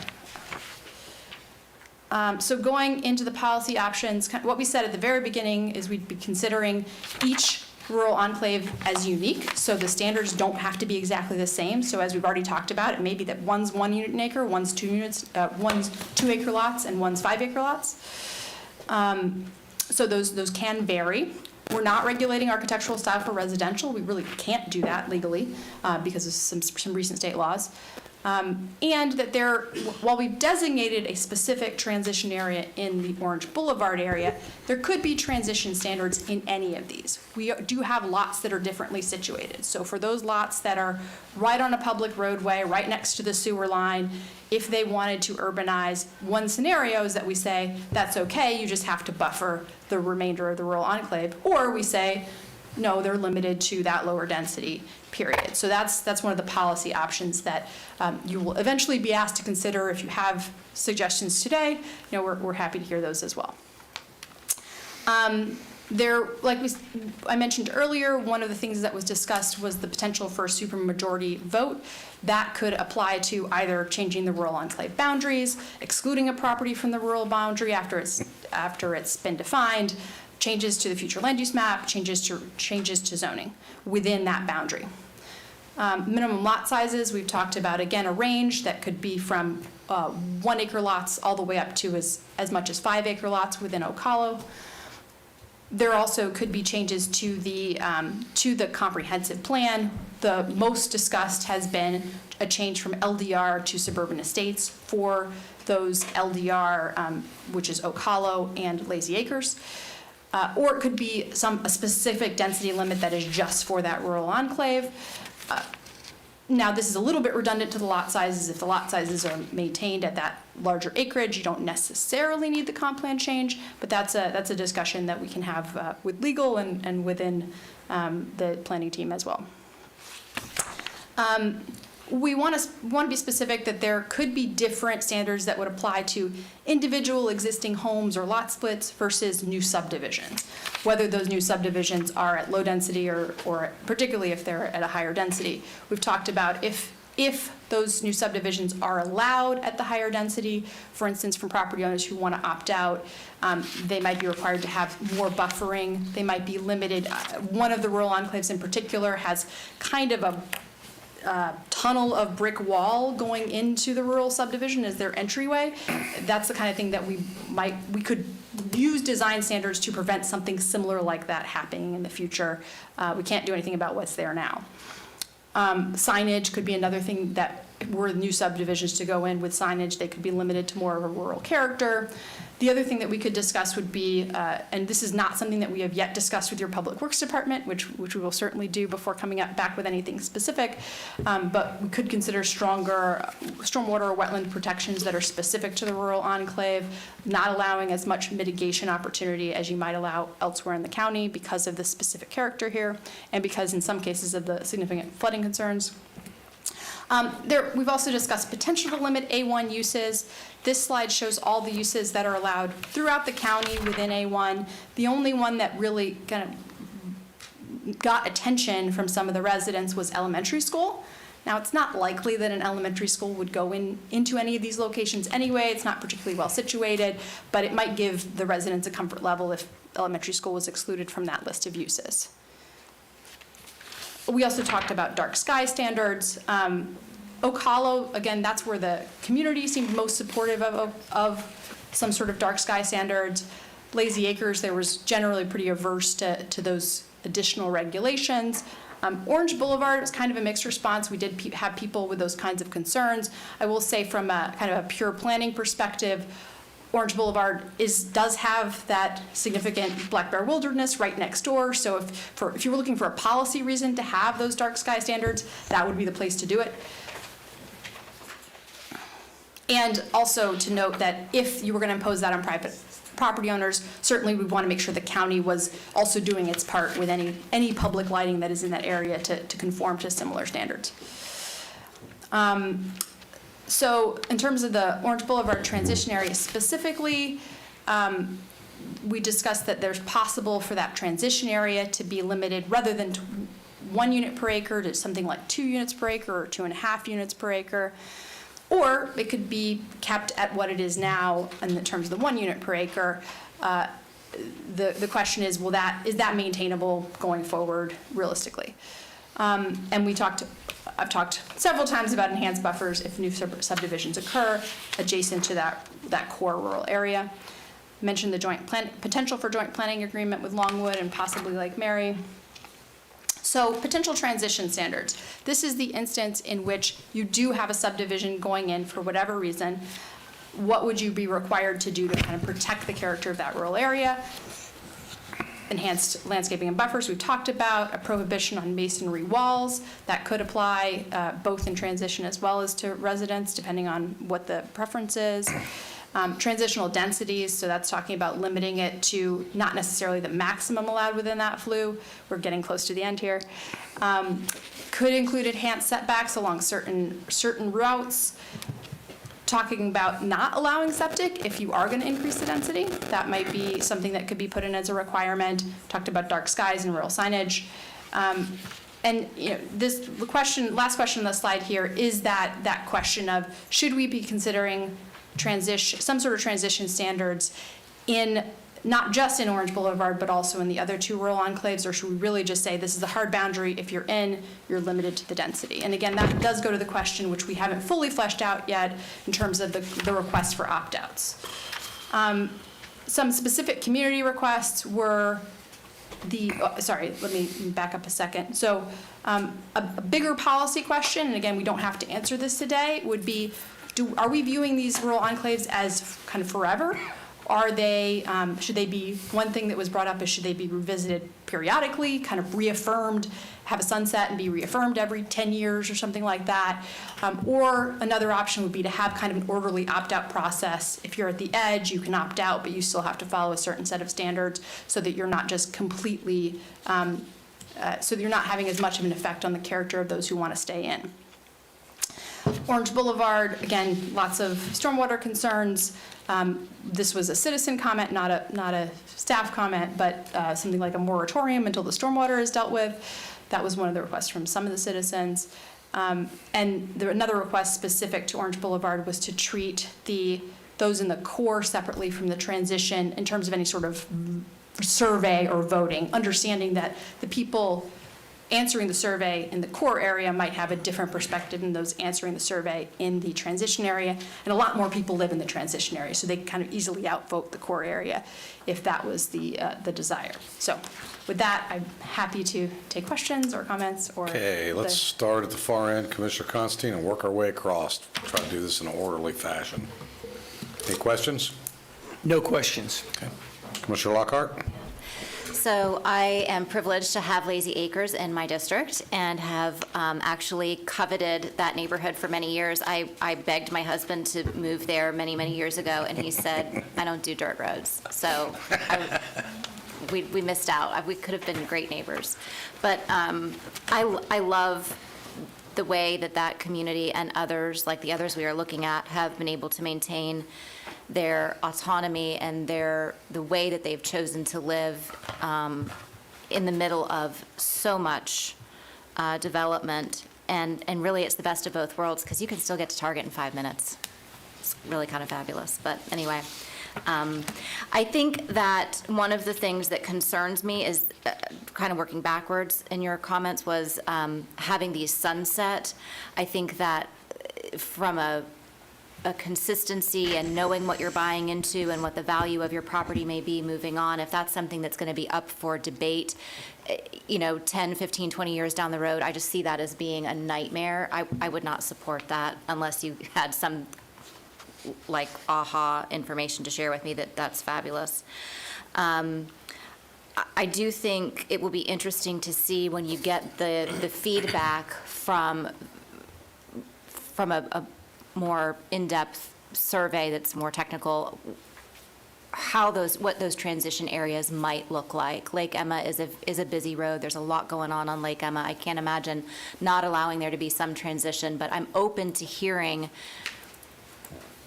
what that might look like. When we talk about the rural boundary in Seminole County, for years we've talked about what that would look like had there been transition allowed and without that hard line. Could we have done a better job? And so learning from maybe things that we could have done differently in the past, I'd like to see some pros and cons of what those transition areas might look like, and recognizing they'll be different for each of the three. The slide for Lazy Acres didn't show the number of votes, it just had the percentages. Right. We can provide those. Okay, all right, that'd be great. The other thing that I think is interesting is, can you share with me the feedback relating to the supermajority vote for BCC changes? Were they requesting a supermajority to enact it? I don't believe so. I think they were, They well, want a you certainly regular- could, but Regular simple majority to enact, but a Yeah. supermajority to dismantle. Shocking. I just wanted to make sure I was clear. it wasn't, the supermajority to enact was never discussed. Understood. And sorry, I do want to add one thing. The total number of votes is on the bottom right of the slide in kind of small print, so that is there, but we can provide the full breakdown. Okay, yeah, that'd be great, thank you.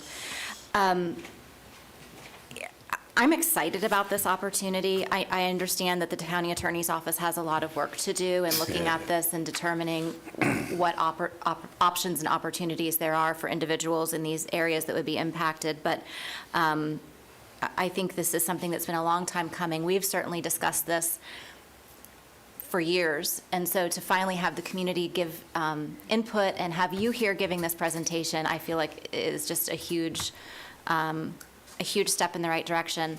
And I don't know, Mr. Chairman, are you going to allow public comment? I am going to allow some, understanding that we've had community meetings with the staff and that staff has shared those comments with us, but I will not prevent such. It's a work session which we typically don't take input from the public because this is an ongoing process. Right. And there's plenty of community meetings to weigh in through our staff, which then gets to us before we ultimately make any decisions. So yes, awesome, because I know there's some folks here that I'd love to hear from if they have time. Sure, That's all I okay. have. Good. Commissioner Laurie? Thank you, Mr. Chairman.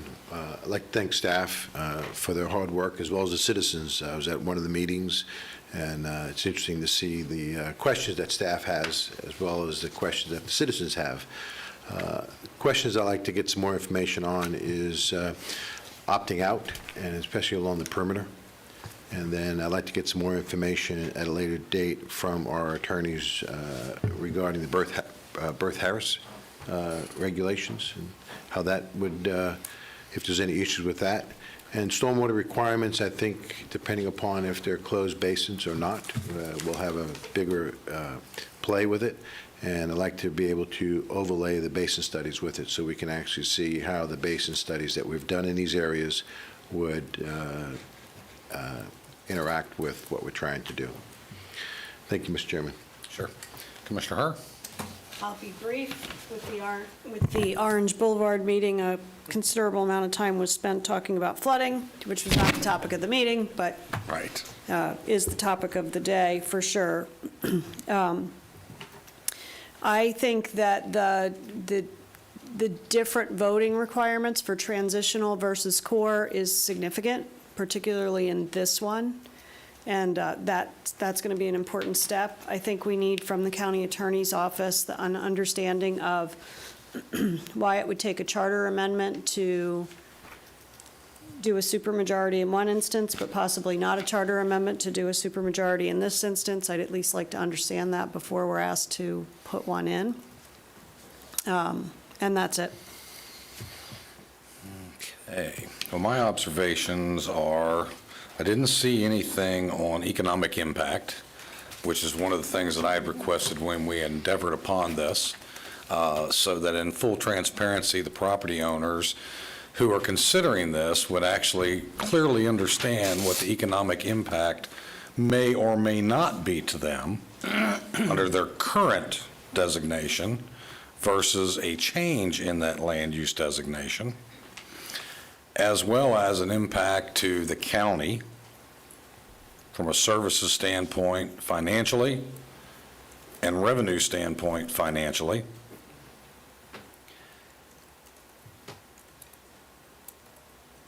I'm a little concerned about one thing that was said in the Orange Boulevard, that those residents, although some of those lots are 2.8 acres or whatever the actual number you actually had up there, the maximum, that they want to remain at 1 per acre. Is that what I understood correct? They wanted the ability to lot split if they were to. Sure. So what strikes me there is they don't want development. We have flooding, but we want to maintain the ability to split our lot and sell. And this comes back to the economic impact portion, that everyone knows what their economic impact is going to be before they actually vote and decide. And to the split of the voting power on the outer edges versus the core, I think you're walking into a quagmire. I'm not sure how do we work through that, but to the point that was raised already, maybe we need a supermajority of the residents to approve actually doing it. Like we do with an MSBU? Correct. Interesting. I would also like to understand, I saw the numbers, and of course I saw the numbers because I had some of those numbers before today's meeting, and I just run that and match it against property owners. It doesn't seem we have a lot of people voting, specifically lot owners versus how many actually voted. I also didn't see any triangulation on verification that those voters are actually lot owners.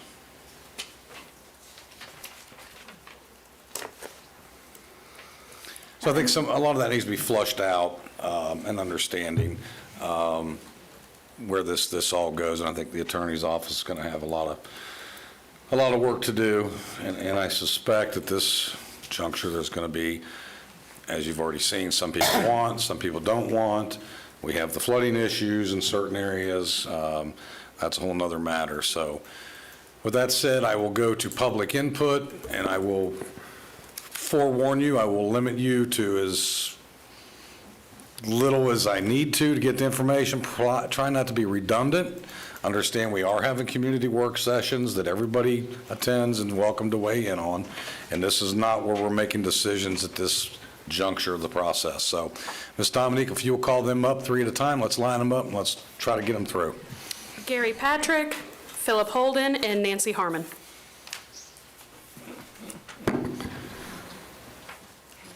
And I would tell you, if anybody has a form, now's the time to get it up. What's that? I have some handouts. And when each one of you come up, if you will, folks, as you come up, you need to tell us which one of these enclaves you actually live in. Gary Patrick, Oak Hollow Lane. Mr. Patrick? I'm part of the Oak Hollow Rural Enclaves. Great. Go ahead, sir.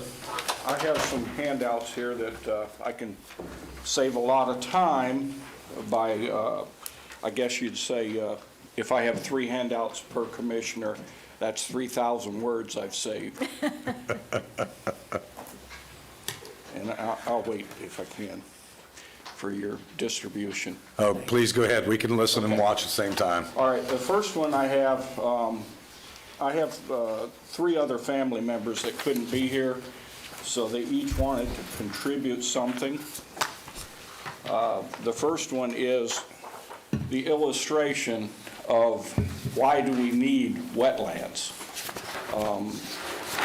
I'll include in that I believe that every one of the properties in our rural enclave have wetlands attached to them. So that's very important. The second one I have was, my wife had picked this. She first worked about a day trying to draft a letter up to all 5 of the commissioners. And in frustration to that, she said, I think I'll just give them a picture. And that would be this one. Okay. So Gary, let me help you out along here. All right. This is to address whether you want to be in or out of an enclave, and tell us your thoughts about that as being a resident there. We're fully aware of wetlands and how wetlands should be maintained and treated and so forth. This is not about something's going to be developed or not developed at this juncture. This is strictly a work session. Correct. So what we're looking for is you to tell us, yeah, you think staff's doing something well, or they've overlooked something, consider this, or you're in favor of moving forward with, this whole ideology, and what your thoughts are there. Okay. Yes, we are in favor of moving forward with the initiative of the rural enclaves. Great. All of us are in our family. The last one is a picture that was recently posted on a website called Reddit. This isn't, thankfully, this is not in Seminole County. I believe this is in Volusia County. It's part of Edgewater.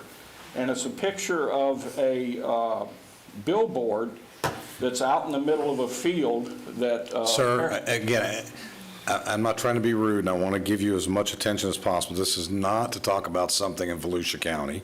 This is not to talk about some flooding. This is to talk about the Rural Enclave Initiative that the county has kicked off, of which you're a resident of those areas.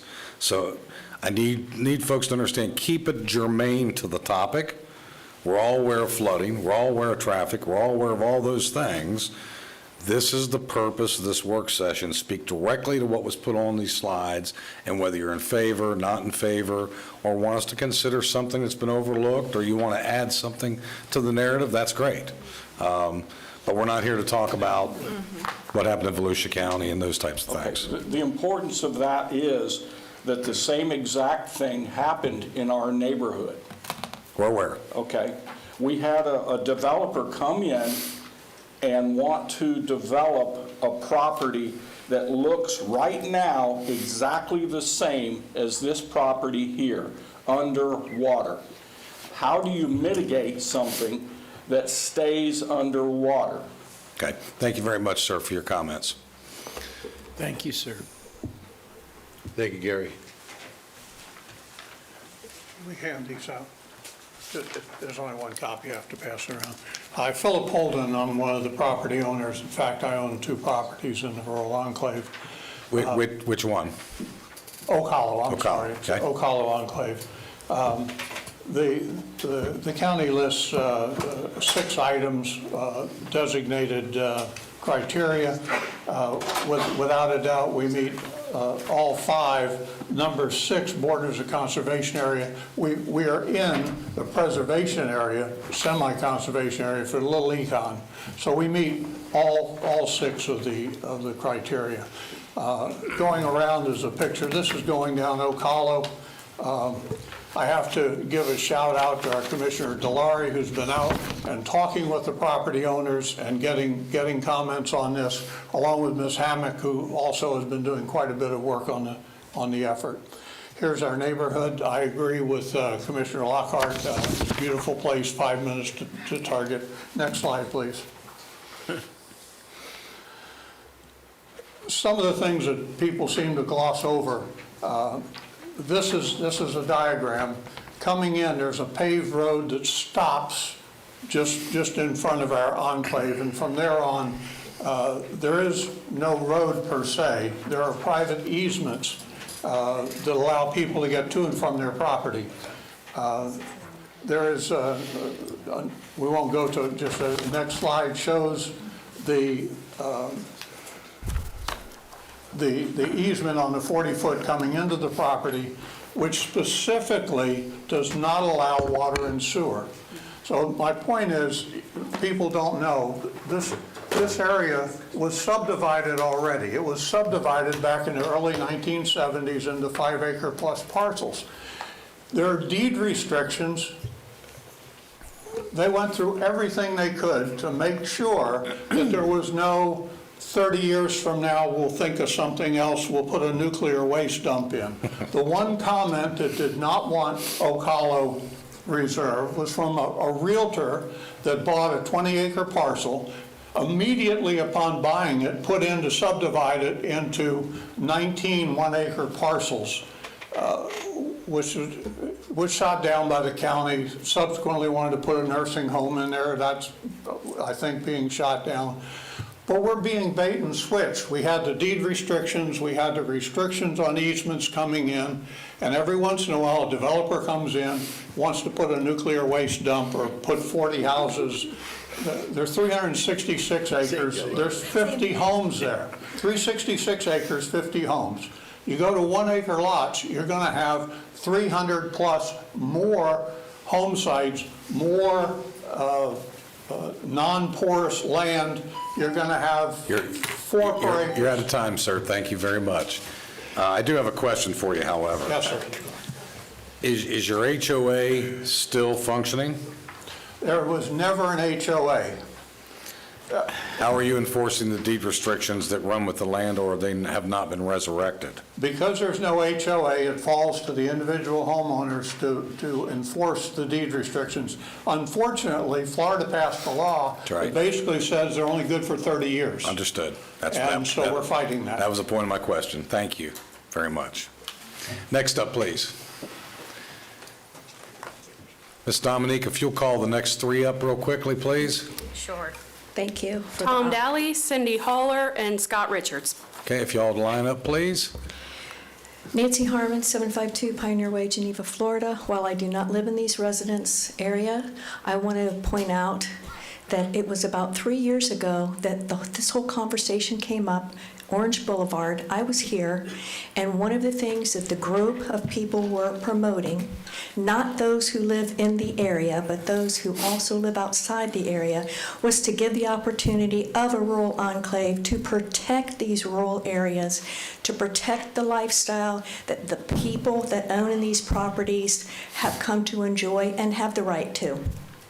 Now, Commissioner Zimbauer, you were talking about liability cost, I believe with regard to the county, what the county would be involved in. So as a taxpayer... Economic impact, yeah, not liability. But you would, okay, impact. But as a taxpayer, you know, I've watched on meetings all the money that's being spent in Orange Boulevard to undo or hopefully protect homeowners from the flooding. It's improvements that have been taking place. These things happened because development happened and it was not a foresight and planning that could ensure that peoples were not being flooded. It's like in the Lazy Acre area. That's a beautiful area, and when you think about right now, there's probably some people have worried about flooding, but they haven't had to deal with it because they haven't had the development. You make the development, you start moving the water like we're seeing today.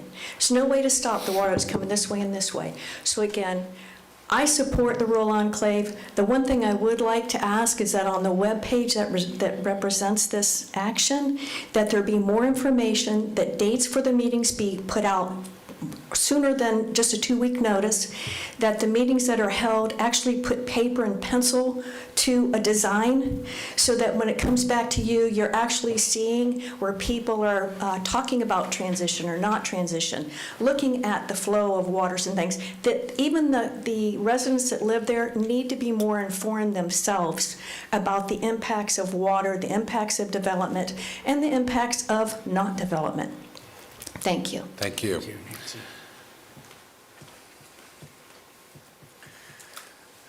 My name is Tom Daly with, not my Daily Design Group, 265 Lazy Acre Lane. On this side of the podium. I just wanted to thank the commission, especially Commissioner Lockhart, for initiating the Lazy Acre Lane study. I want to thank you guys for directing your staff, and I want to thank Rebecca and her group for following through on it.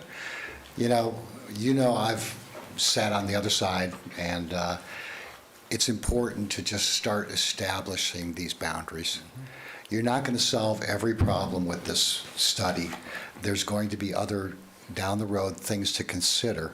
But the most important thing is to essentially create a jurisdictional wall with a bar that you usually find that in the comprehensive plan, just like how do you change the urban-rural boundary. You do that and don't get bogged down in the architectural standards or all the dark sky stuff. The folks that live, my neighbors, I mean, you've got houses I bought a house that was built in 1974. Someone just built a brand new house 2 years ago. It's a transition. A lot of the folks have lived there forever.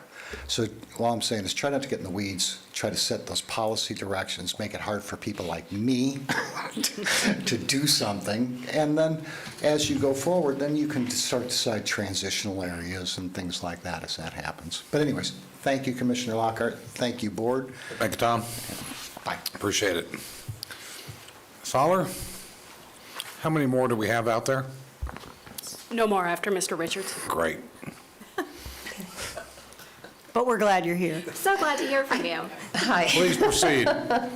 Cindy, how I don't want to make y'all wait until after lunch to come back. No, yeah, I know you have a deadline to get to. So the community I live in, St. John's River Estates, I have to actually, and I'm also a property owner in Sanford Farms. I have to drive by the Lockhart Smith Canal, and it smells like human waste that are coming from communities that have been approved by the board of, such as Estuary, River's Edge, and Bartram's Landing. So yeah, flooding's a problem. When the lift stations fail, that's a problem. Impaired water goes into that canal. Ms. Holler? Yeah. We know flooding's been a problem. We just had a hurricane. Oh, I'm just We're here to saying, talk. here's how it relates, thank you, Commissioner Zumbo, to the But keep rural it enclave. germane to the topic, please. Right, yeah, Get through exactly. this. If that area would have remained without those PDs, we wouldn't have that issue. So the PDs brought that problem. Orange Boulevard was former farms, and a lot of people don't come to these meetings because in Sanford Farms and other rural communities, they don't want to be bothered. They want to be left alone. So that's kind of the, just the character of the type of people that live in there. Yes to rural enclave, yes to keeping our oaks, as many as possible, yes to keeping as many woods along Orange Boulevard, and yes to more bear signs. And that's all I have. Thank you. Please. Good morning, everybody. Scott Richards, Michigan Avenue, Orange Avenue area, Orange Boulevard area. Also, we call it Sanford Farms. First of all, I really want to thank everybody for pushing this forward and having these discussions. I know, as Ms. Harmon indicated, we really were asking for this a few years ago with some of the developments coming in. And frankly, as a community, we just want to know where we stand moving forward, right? I've been a resident there for 20 years and raised a family there, and we wouldn't change it for the world. But we see a lot of new families coming in now that want to live there for the very reason of that character, the community that many of you have spoken about. And I think as a community, we want to know that we can look forward, and the people that are moving in and people moving out understand what they're coming into. Yes, there's been some PDs that have come in, and Mr. Chairman, I think you indicated about value. I don't think we're opposed to growth, but at the same time, nobody there, I may have been misconstrued, nobody there is saying I want 1 acre because I want to split my lots. I think what we're saying is we're not trying to make it more restrictive. If the county elects to go to 2 acres, that's great. I think we would support that. But we also understand there is a transitional area, and I think from my perspective, what we don't want is PDs that are literally walls with one entrance and a gate. That's not part of the community. What we're asking for, if there is growth, is that it's part of the community, open lots, open to the community. And we have to laugh because the folks in the PDs go for evening walks down our streets, right? So let's make it part of the community that they're moving out there to be in. And we cherish the Black Bear Preserve. The Parks Department's done a great job with that, and it has become part of the community. So all we're asking for is that plan to look forward so we all know where we stand, and really appreciate the county's effort on this. Thank you. Thank you. Thank you. Ms. Dominique, anyone else? No, sir. Okay, we'll close public comment. Any comment from the board to staff continue working, anything different direction? I'm fine if they keep on the schedule that they're headed on. I'm okay with that. Mr. Chairman, I think that this has been called for by the citizens of all three of these areas for a long time, and I think that we're moving in the right direction. We have to get their input first. We have to know exactly where they want to, end up with, and I know that there's still some, not disagreement, but just challenges and discussion along the way. Obviously, when you're looking at if you're changing zoning, you have to look at private property rights and other things. But I think that by doing this, we at least know the lay of the land and we can start moving in the right direction. And we can avoid the mistakes that I believe that have been mentioned by not only our staff, but by citizens about how, not planning it properly does cause flooding, does cause problems that now we have to go back and fix. So, Commissioner Lockhart. I was hoping that Mayor McMillan was going to stick around for this entire conversation, but I'm glad he was here earlier. We have had a lot of conversation with the city of Longwood about that parcel to the east of Lazy Acres. And so if our staff could continue to have very specific intentional conversations with the city of Longwood and communicate to those neighbors. There's a lot of misinformation and angst that's being caused by the current property owner to the east. I'm doing my northeast southwest, to the east of Lazy Acres. And it would just be super helpful for all of those folks and for my office if we could make sure we're having intentional conversations that we can share with the community. Anything else? We shall be in recess to 1:30. Thank you all very much.